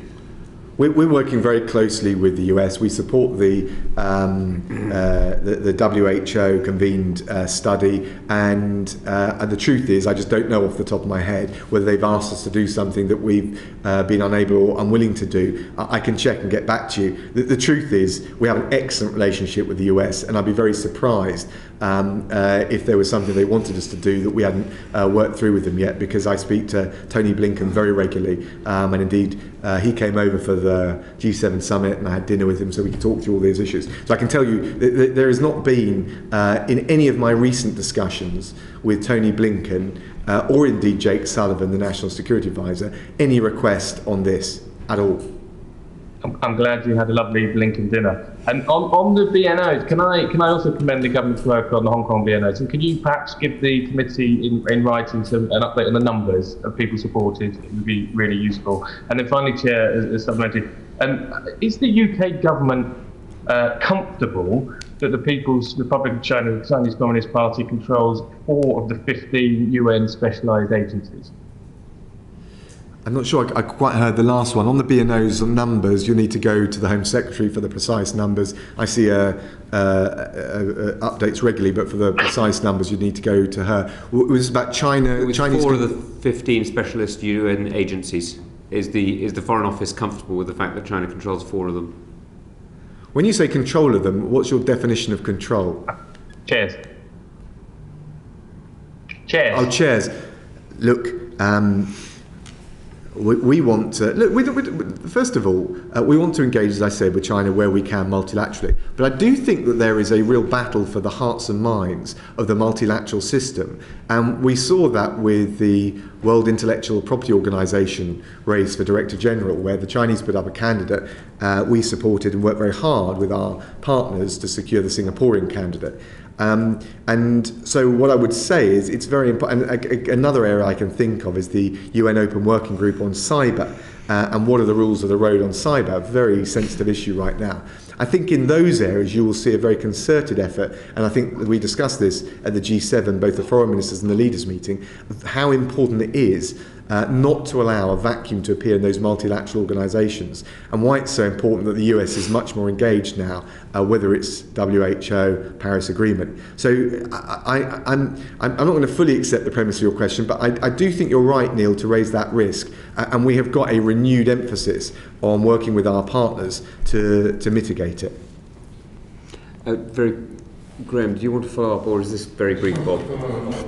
Okay, sorry, very brief follow-up from Bob, and then Graham. Just to follow up on Neil's point, and to be fair to you, I think it's a valid point. It's critical to take people with us, Foreign Secretary, as you say, so we can't alienate people, especially in the area. But at the same time, we've got to realise there is a problem with this sort of diplomacy or war over institutions, or battle for the hearts and minds over who controls these institutions, because they are potentially very important if their sort of public role is almost sort of zero in public consciousness. And are we now taking this battle seriously? Because one could say that we have been a bit complacent about this over the previous decade. Absolutely. Okay. And I think it is much easier, if I can, it's much easier with the US administration that wants to engage so proactively multilaterally. Okay, thank you. Isn't there a real difference in how the World Health Organization has responded to COVID compared to how they responded to SARS 20 years ago? China's dominant position in that organisation 20 years ago. SARS came along, ex-Norwegian Prime Minister basically was running the World Health Organization.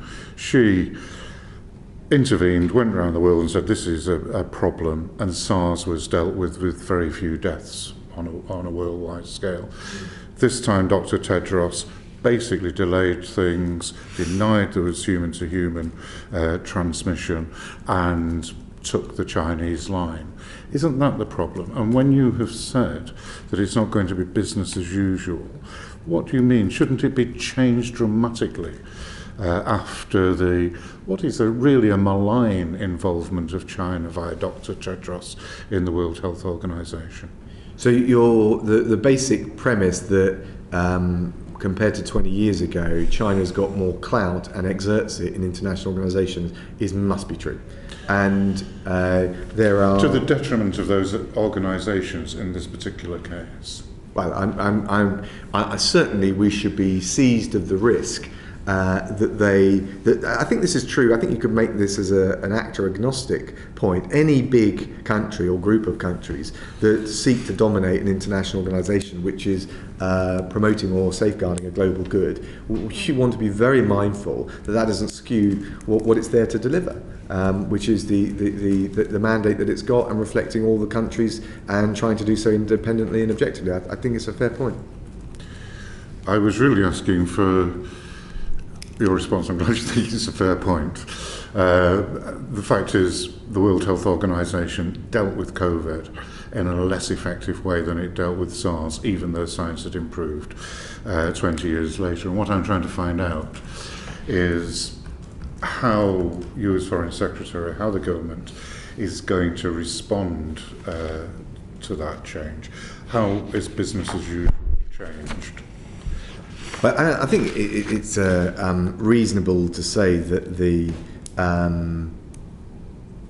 that COVID has been a far more damaging and global pandemic than SARS. I think it's reasonable to say that China is more influential than it was. But you've got everything from the pandemic preparedness treaty that we're working up, through to the reform of the WHO, which I think is evidence of us gripping this in a way that we haven't done previously, then again you'd expect us to come through a global pandemic of this nature with some lessons learned and frankly energised to prevent it happening again.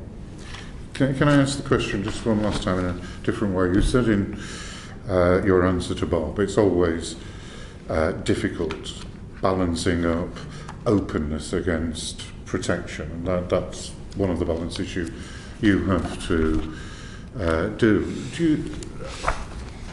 Do you think you're getting that balance right? Because my feeling is that China and Russia, by not playing to the rules and undermining many of these international organisations, are damaging us, and we are not protecting ourselves as much as we could, whether it's through the World Health Organization, World Trade Organization. One can go through all those different international bodies, and I'm interested in whether we can up our game. Well, first of all, domestically, I think I've explained through the recent foreign investment legislation how we're improving our ability to vet investments in sensitive sectors. In terms of cyber, I think we have come a long way in terms of knowledge, resilience and attribution. I won't talk about some of the operational capabilities, but we also now have the National Cyber Force, which is joint between GCHQ and the MOD. In terms of in the multilateral space, of course, we've learned a lot from the pandemic, but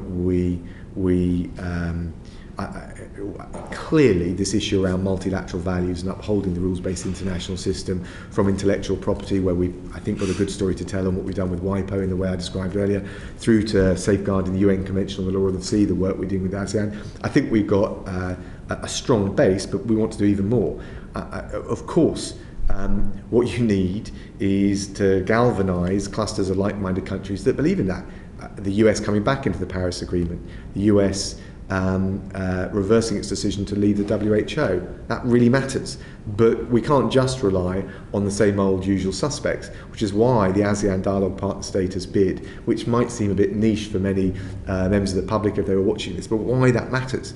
That's a very influential group of important countries with whom they identify with a lot of what the force for good that we bring to that region and indeed the world. If we can more consistently cooperate with them, they're not going to do things the same way we do. If we look at it in that mindset, then I think we'll always set ourselves up to lose. But if they do collaborate with us and recognise the team, the scope for a team effort, I think that's important. I mentioned India at the start. The relationship with India, I think, is critically important, and it hasn't had, I think, the coverage, the proportionate coverage that it should have done, and that's partly because the PM couldn't visit in person. But when we signed the 2030 roadmap, setting out the ambition for an FTA, a serious, credible roadmap to an FTA. Lots of governments have talked about it in the past, but a credible, milestone-linked process for an FTA. The fact that we've got a migration and mobility partnership now with India, young professionals from both sides can go spend some time in each other's countries, but also dealing with returns. We're working together on climate change. A significant increase in our security cooperation, whether it's maritime through to cyber.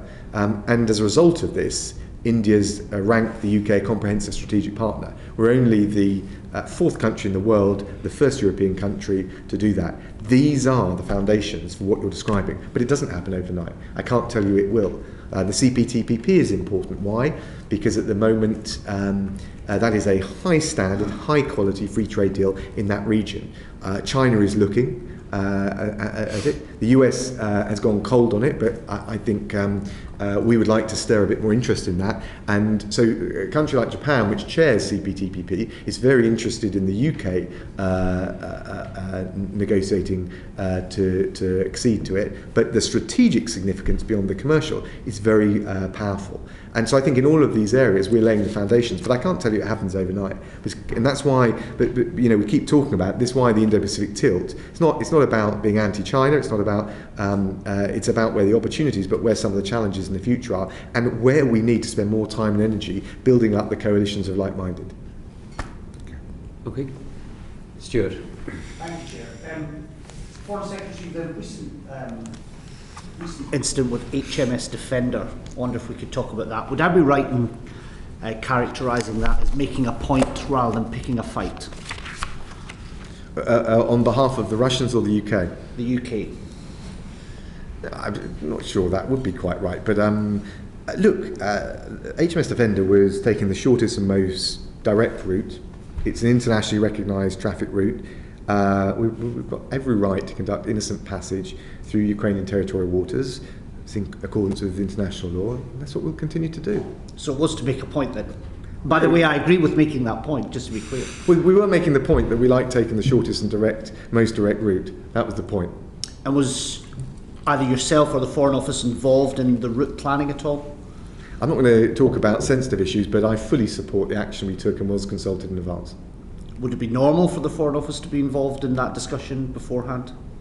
I think with a colleague as collegiate and as brilliant as the current Defence Secretary, yes.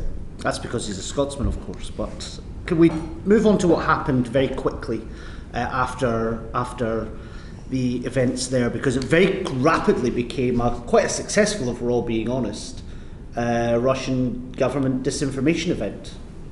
What do you think of that? I don't think it was successful at all. What they said was nonsense and widely viewed as typical. And printed almost everywhere without question and repeated by, indeed, members of this committee before we knew what the truth actually was. Well, I'm not going to advise the committee on whether they should wait and assess the evidence more carefully, but all I can tell you is it was nonsense and we were pretty robust in rebutting it. I'm not quite sure the point you want to make, but I think it's absolutely right. We exercise and defend the rights under UNCLOS. And we do so from the Ukrainian territorial sea to the South China Sea. And did the government at all, either your department or the Ministry of Defence, expect it to be weaponised in the way that it was, as spreading disinformation, which I think was quite successful? I mean, it was repeated on our national broadcaster, for example, for about 4 hours before the truth had actually come out from the Ministry of Defence. Well, if you want to ask the MOD questions, then feel free to. But I don't really have any more to add to it, other than that. You seem terribly relaxed about all of this. Well, you asked whether it was foreseeable or whether we get. I mean, look, of course. We have. I compare notes with the Defence Secretary regularly on potentially sensitive issues. But the reality is, we have rights under international law for a reason, and we stick to them. And that's part of the USP of Global Britain. And that's not a confrontational thing, but it is a confidence thing. To talk about disinformation a bit more broadly, what would be your assessment of foreign disinformation in the UK and the level of activity in the UK at the minute? From any particular country or overall? So I'm thinking across, let's say, for example, Russia, China, Iran, and across different platforms, whether that's RT, Confucius Institutes, the information ecosystem in the round. What's your assessment of hostile foreign state activity now in the United Kingdom, whether that's COVID, whether that's elections, vaccine, whatever it might be? We've seen a series of governments and conceivably non-state organisations, Russia, Iran, DPRK, willing to use this lever of misinformation to either create confusion, to try and influence perhaps as well. And we've seen all of the areas that you described. I think if I look at our ability to track it, our ability to counter it, and our ability to call it out, for example, the attacks, I mean, these weren't misinformation, but the attacks, the cyber attacks on the R&D trials for vaccines, I think is much stronger. I think we're much more alert to doing it, and we do it with our partners. I'm not sure we do it. The best example I've got of rebutting misinformation was the Estonian president. I visited Estonia recently, and they really feel on the front line, and Russia was bad-mouthing the AZ vaccine. And so she had it on live TV, and then did a half marathon and cross-country ski the next day just to show it was safe. I think that's really good Estonian rebuttal. We can learn a bit from the Baltics.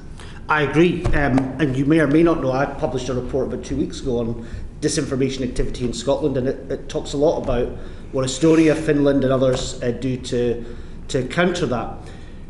One of the things just on that, you might be interested, Sure. I went to Estonia not just to talk to them, but to talk to the B3, and then I went to Oslo to talk to the Nordic 5.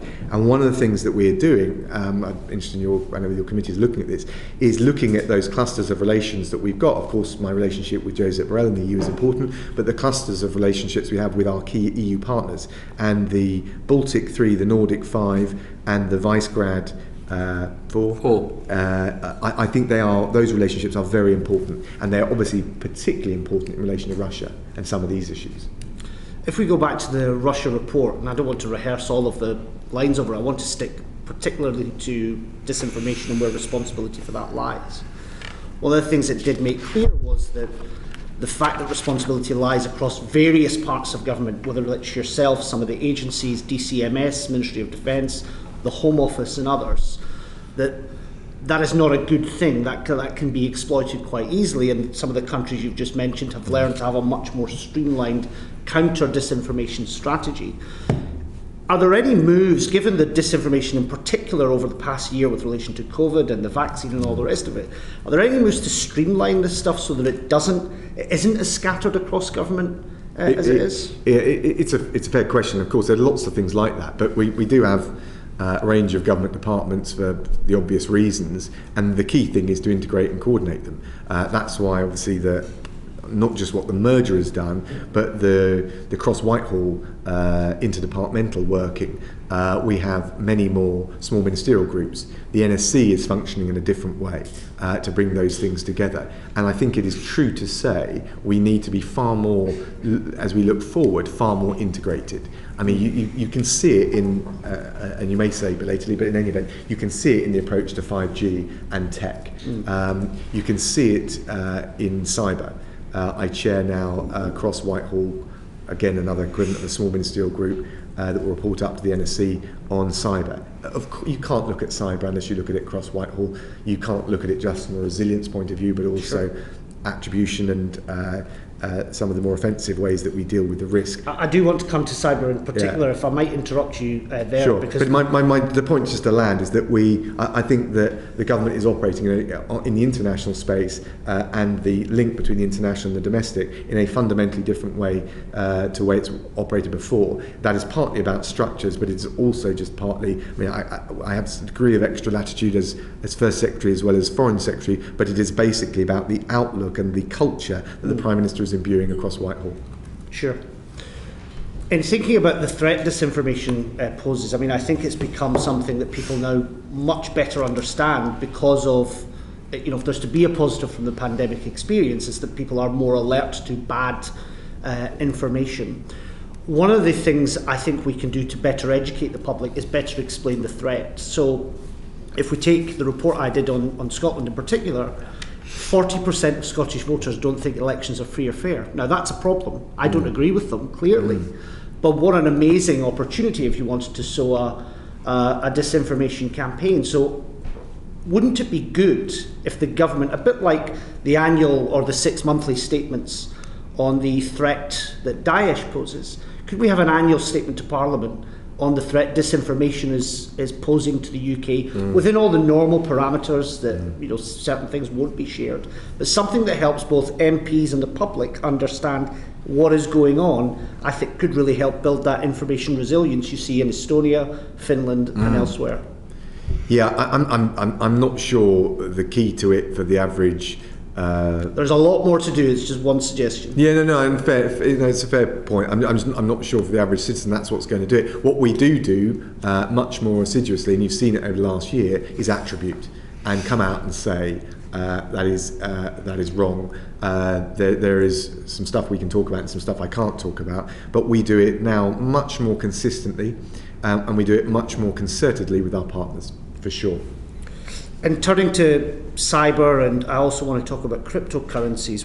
Could I just interrupt on that very briefly? There's a there's a counter-disinformation unit in the Cabinet Office. Is that going to be permanent? Could you write to me? Yeah, I mean, that's probably one for the... It's one for you. Come on, Foreign Secretary. It is one for you. I'd be very grateful. Come on, you can write to me on that one. On, if I might, Chair, Yeah, go for it. on cryptocurrencies, does your department have specific in-house expertise on cryptocurrencies? I'd have to write to you on that. I don't know. You don't know? I mean, cryptocurrencies, it's more the Treasury's beat. But the problem is, whenever I say something like that, someone pops up and says, actually, we've got an in-house expert on this that liaises with the Treasury. So if you want me to write to you about where across Whitehall the expertise in cryptocurrency sits, I'm happy to do so. Could you speak just broadly then to some of the work, because I think you briefly touched on it, some of the work that's going on to assess the challenges cryptocurrencies pose to the UK from a foreign policy perspective? Look, any fraudulent activity that involves tech, including in the financial sector, I think is a big risk. I'm not the expert in this area, so I would want to write back to you. But I think probably on this, you need to set out what you might write to me with particularly what you would like to know, and I'll make sure you get a fulsome answer. Sure. And lastly, then, if I might, and I hope you're not going to tell me that you'll have to write to me on this. It's always a possibility. It's always a possibility, I'm sure. We've seen recently, in the last couple of weeks in particular, a spate of ransomware attacks, and some quite brutal ones over the past few days. Again, within the bounds that you can in a public hearing like this. How's the UK assessing and responding to those? And just more broadly, in terms of the rules surrounding this stuff on attribution and how states and non-states interact with each other on this. More long term, do we need new rules and new treaties on this for like-minded countries to sign up to? And Lord Ahmed has kind of said that some work on this is going on, but I wonder if you could dig into it a bit further. So on the first point, we are actively working on that, both across Whitehall and with our partners. I'm not going to say any more than that. But you raise a really good piece about what are the international rules, what is the multilateral effort. What you've effectively seen in the UN General Assembly Open Working Group, I think it is, Russia and China dominate this debate. And of course, you can see an authoritarian model that could be applied to cyber, which I think we would have a real problem with. I think the challenge is going to be, and we are actively working on this, and I am very seized of this, is coming up with the compelling alternative that doesn't just unite typical NATO Five Eyes countries, the usual suspects, but again, come back to the same point, reaches out to those countries who want the rules-based international system to mean something and do not want to go down that authoritarian track. So there is a lot of technical work going on there, but we also need to read the hearts and minds of the geopolitical contours. And my feeling is that there's an opportunity there for the UK with the science superpower shtick that we've got, with the cyber expertise that we've got, as well as the economic tech potential and the investments. And I think there's absolutely a space for UK leadership. And look, everyone wants democratic countries to get it right. Same on cryptocurrencies, where China has launched its own national cryptocurrency that is not going to be anonymously used, and do we want those rules or our rules, different rules? So I wish you well in that endeavour. But also, Stuart, what is our vision for the internet as a whole? Because, of course, if you go for an authoritarian model, what does that mean? We do not want to see international law start providing succour or a veneer of legitimacy to the kinds of efforts that you will then see to clamp down on media freedoms and the emancipating impact that can have, particularly in all the countries that we've expressed concern about, from Myanmar to Belarus. So, how many people are working on that in the FCDO? Well, it won't just be in the SCDO. I mean, of course. I talked about the cross Whitehall Cyber Ministerial Group. It is, and it includes the National Cyber Security Centre and a cross Whitehall initiative. Thank you, Chair. Can I just come back very quickly to a couple of points before? We spoke about HMS Defender there. Clearly the carrier group's going out to the Pacific. How involved have you been in the routing of that deployment? Well, when you say how involved, look, I'm very familiar with the routing. There is clearly practical and a strategic side to it, as well as the obvious military side. It is going to be an exceptional opportunity for us to showcase our defence capabilities, but also the wider aspects of global Britain. Of course, we'll do so in a confident but not confrontational way. And by the way, we've been very clear with our partners in the region about this. I've raised it with the Chinese foreign minister and said, this is what we're doing. It's important. There's nothing that should create nervousness or anxiety. And again, that mantra of confident but not confrontational, I think, is important. Which side of Taiwan will the Queen Elizabeth be sailing? I shall allow the Defence Secretary to give you the precise contours of the route. There have been arguments made to me by members of allied governments that while they're very welcoming of the Queen Elizabeth and her deployment, they are concerned that it's a temporary adventure and not an enduring commitment. What would you say?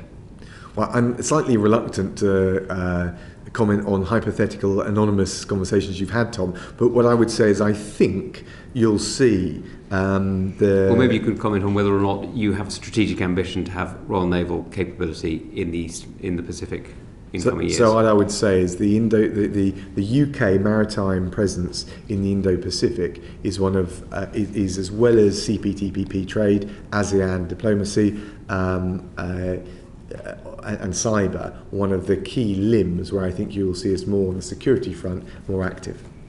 So, destroyer or frigate out there pretty regularly, or enduringly, or those are issues for the Defence Secretary, but they're foreign policy decisions. I mean, they're not just defence decisions. Okay, but the precise vessels that might go at any one particular time, but strategically, there'll be a more active UK presence. And I think that's good news for all the international law equities that we've got. I've mentioned UNCLOS and there are others. Because you'll be aware that in the conversations that you'll have had in Southeast Asia, a lot of people have spoken about either the welcome return or just simply the return of the UK to the area, and they'll have different views on it, but at least it'll be seen as an enduring commitment, or at least it'll be based on the idea that it might be an enduring commitment, and yet people are now looking at situations like the withdrawal from Kabul and wondering whether or not our commitment to overseas deployments, our commitment to engagements are as enduring as we sometimes make out.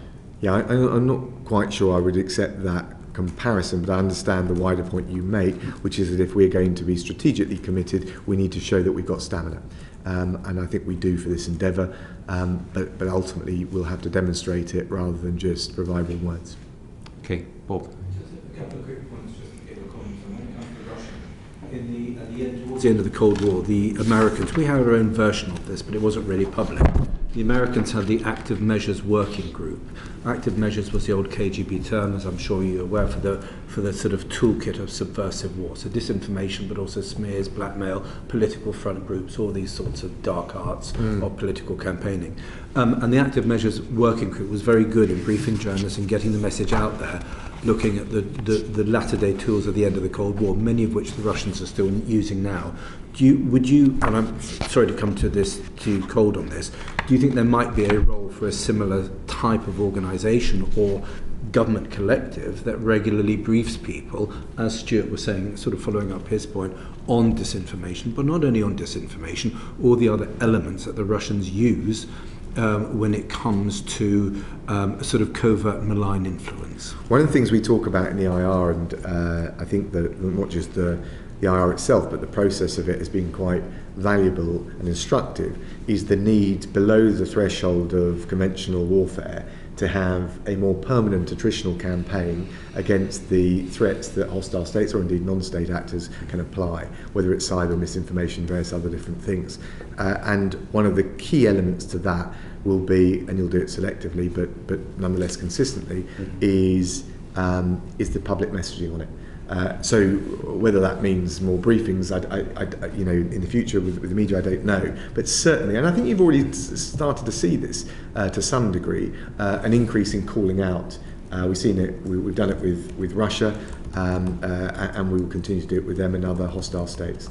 So I think they're probably, quite what format it will take. I think there is definitely a case for doing it and seeing the way we inform the public in the way that you and Stuart have both identified as an important part of the strategy. That's great you said that. I want to sort of just ask you a related question, but I think, if anything, I think it would be useful if it was more structured and maybe more explanatory in how it was, rather than just present an opinion saying this is what. If we can get the hinterland behind the thinking, that would be more useful. But related to that, the German philosopher Clausewitz said, understand the wars you fight. So understand the tools that are being used against us. Now clearly the tools that are being used in Ukraine are somewhat different to the tools that are being used here. And the tools that are being used here is, Putin oligarchs using upmarket law firms for libel tourism to try to shut down freedom of speech for people investigating them and people investigating the Putin regime. Oligarchs close to Putin using London Financial Centre. We're going to have to move on. Can you wrap up? Okay, I'll ask that question another time then. Okay, thank you so much. Thank you. Thank you very much. Claudia, you wanted to come in. Thank you, Chair, and I hope I'm not going to be asking questions that you have already answered, but let me just start with a quick fire one on Belarus, as we've just spoken about that. Why does the government not consider legal action to be necessary in the case of Belarus? In the case of, I didn't catch the name. Belarus. So why don't we consider, sorry, what? Legal action on Belarus. Why does the government not consider legal action to be necessary in the case of Belarus? What is the legal action that you're proposing? Well, I'm asking you the question. Yes, I'm trying to clarify. Does the government consider legal action to be necessary at all? Sorry, forgive me. What I was trying to clarify is who do you want us to sue and where?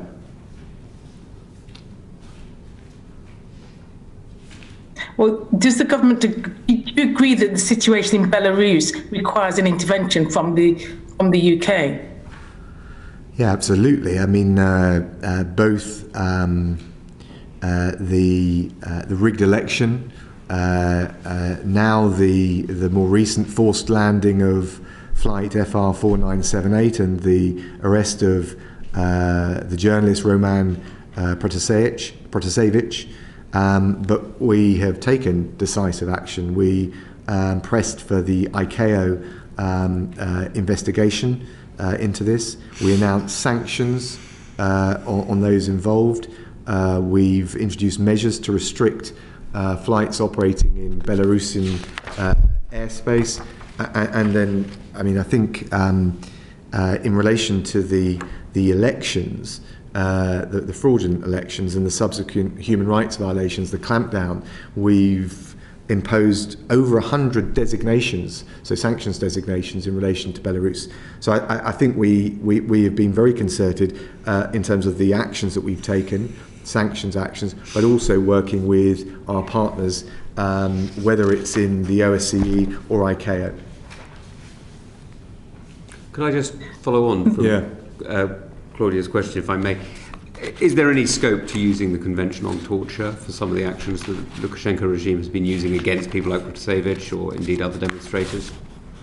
When you say using the Convention Against Torture, what does it mean? I mean, there may well be cases of torture or inhumane degrading treatment, but what is the use of the Convention Against Torture? Is it you want us to bring a petition against them in the UN? We're raising a complaint at the UN, exactly. Well, the challenge, of course, in the UN will be the position of Russia. So I don't even know whether it's practical, but I can tell you this. There isn't a body internationally that we wouldn't be willing to exert our influence and indeed to lead on to apply pressure on the Lukashenko regime. And that includes, ICAO is a big deal. We've talked a lot about UNCLOS in the context of China, but ICAO is the equivalent for civil aviation. I felt that when we looked at the actions that were taken against flight FR 4978, although it was sort of categorised by many as a sort of human rights clampdown on journalists, actually, in terms of broadening the caucus of countries that were going to weigh in, the fact that they'd flouted the rules of international civil aviation was probably likely to be a better ground and basis on which to raise the issue diplomatically.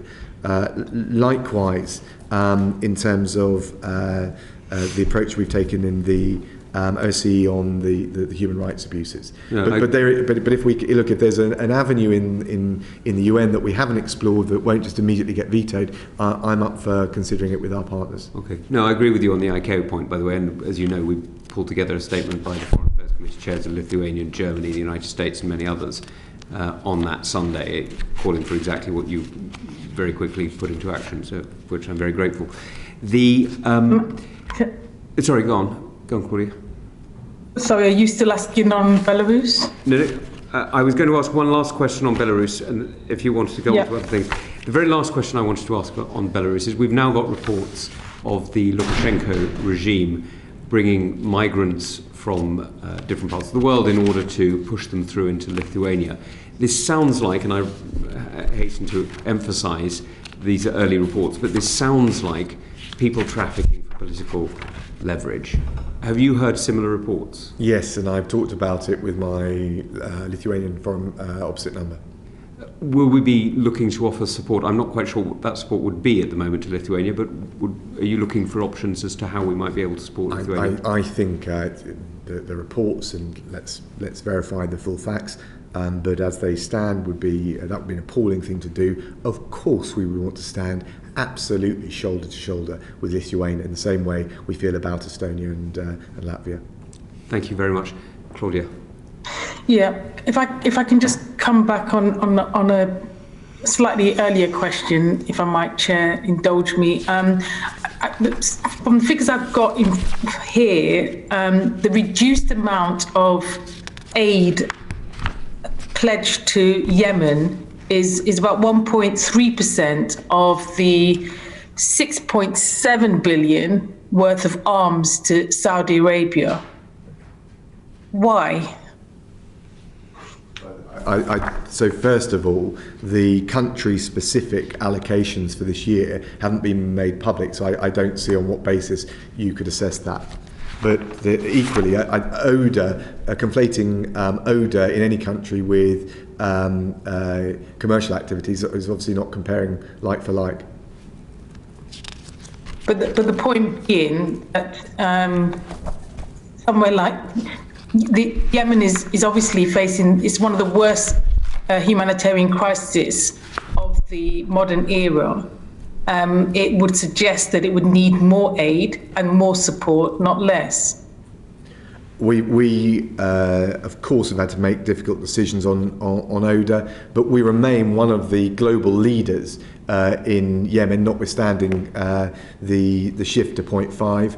And again, it's a good example of where the FCDO is involved with the efforts to try and find peace, and the absolute critical diplomatic work that we're doing to try and apply pressure on the Houthis to come to the peace table, the negotiating table. So don't get me wrong, we would always want to be able to spend 0.7. I've explained, I think, in some detail why temporarily that's not possible, but as I said, we're still one of the global leaders in providing aid to Yemen. So I think we've gone from third to, I'd have to check the data, but I think we've gone from third to fifth biggest global donor. So we're still very much leading the way. And again, the combination of the aid funding, the support for the mediation efforts, and the pressure diplomatically that needs to be applied to the Houthis all comes together and has to be integrated.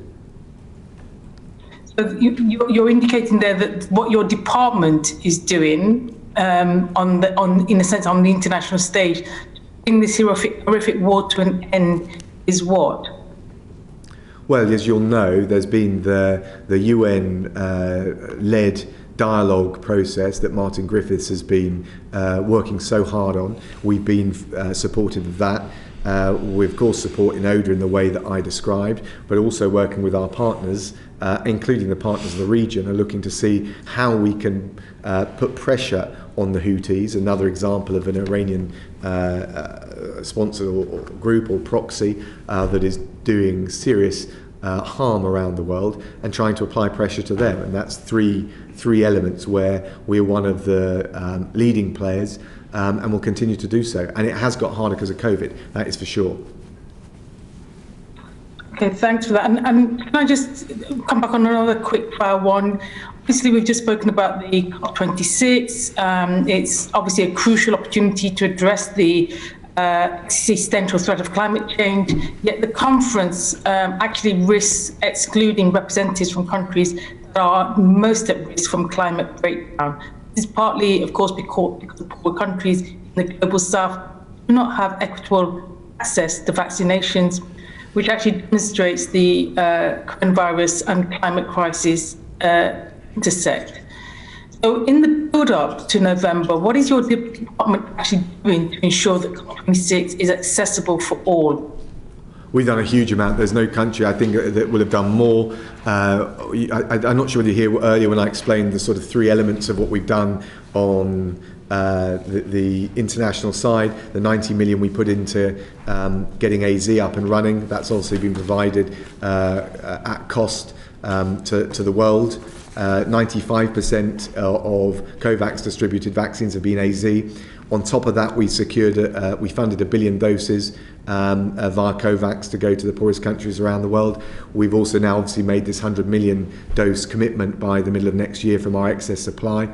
On top of that, we are working to provide vaccines to enable COP26 to take place. So we couldn't be doing more on this front, and I don't think there will be any country that can't be represented that doesn't want to come because of that. Foreign Secretary, you've been very generous with your time. I hope you'll forgive two very, very brief final questions. The first one is entirely personal. I hope you'll forgive me for asking it, but I have had emails from people who are my interpreter at various points in Afghanistan when I was working for the Foreign Office. Could you please assure me that you will be looking personally at those interpreters who are not only working with the military but also working with the Foreign Office, with our diplomats and our envoys in Afghanistan, to make sure that they are looked after and, if necessary, are given the same support and protection that military interpreters would be given? Absolutely, and you should write to me if there's any example of a case where you don't think we're providing the support we should be. You should know that we've already provided 1,300 former Afghan staff and their families the support through the relocation scheme because they've got a threat to life. And you're probably aware, but I don't think I've been here since. I'm not sure whether I was last year in April, but we've obviously had the new Afghan relocations and assistance policy, which reflects the fact that the situation has changed in Afghanistan. But we absolutely, and I think it touched on the point you made earlier, want to be clear that we stand by those who have served us so loyally for so many years. Thank you very much. I'll be in touch in private about that. And the last point is you lead an amazing team of people around the world who have had the most difficult year that we can imagine in various different ways. Can you assure me that they are getting the same vaccines as they would get if they were in the United Kingdom, and therefore they're as protected as they would be here? They're getting the same, I don't know, but the programme of vaccinating our staff and indeed any critical contractors who are almost the equivalent has been massive. I did an all-staffer yesterday, and one of the positive feedbacks was that programme. So it hasn't come to me that we've got any significant gaps, but of course it depends which country we're talking about and the logistical challenges. But that's been a major effort, of course, to protect my brilliant team, both in London and abroad, but particularly those in very difficult posts. I've seen some of them in Asia, in Baghdad recently, for whom the conditions have been quite arduous. They've shown a tremendous amount of character, and of course I've got a duty of care to them, which I take very seriously. Fantastic. Can you please pass on the enormous thanks to the committee, to every mission who's been working so hard for the country? Bless you, I will. Times. Thank you very much. Foreign Secretary, on that, thank you very much. Thank you. Order. Thank you.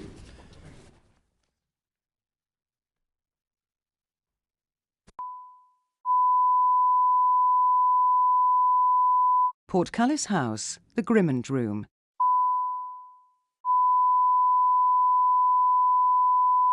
Portcullis House, the Grimmond Room.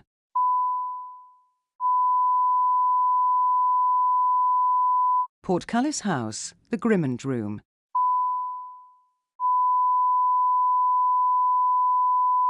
Portcullis House, the Grimmond Room.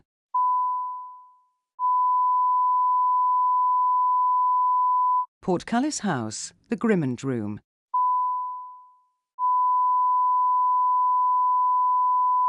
Portcullis House, the Grimmond Room.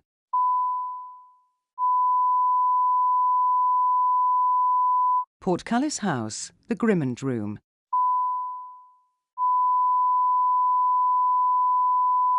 Portcullis House, the Grimmond Room.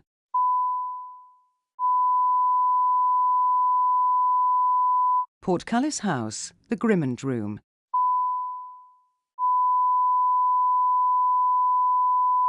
Portcullis House, the Grimmond Room.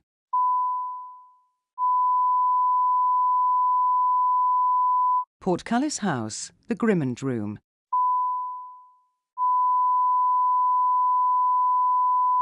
Portcullis House, the Grimmond Room.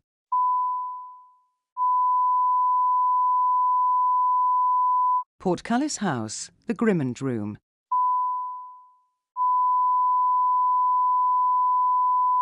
Portcullis House, the Grimmond Room.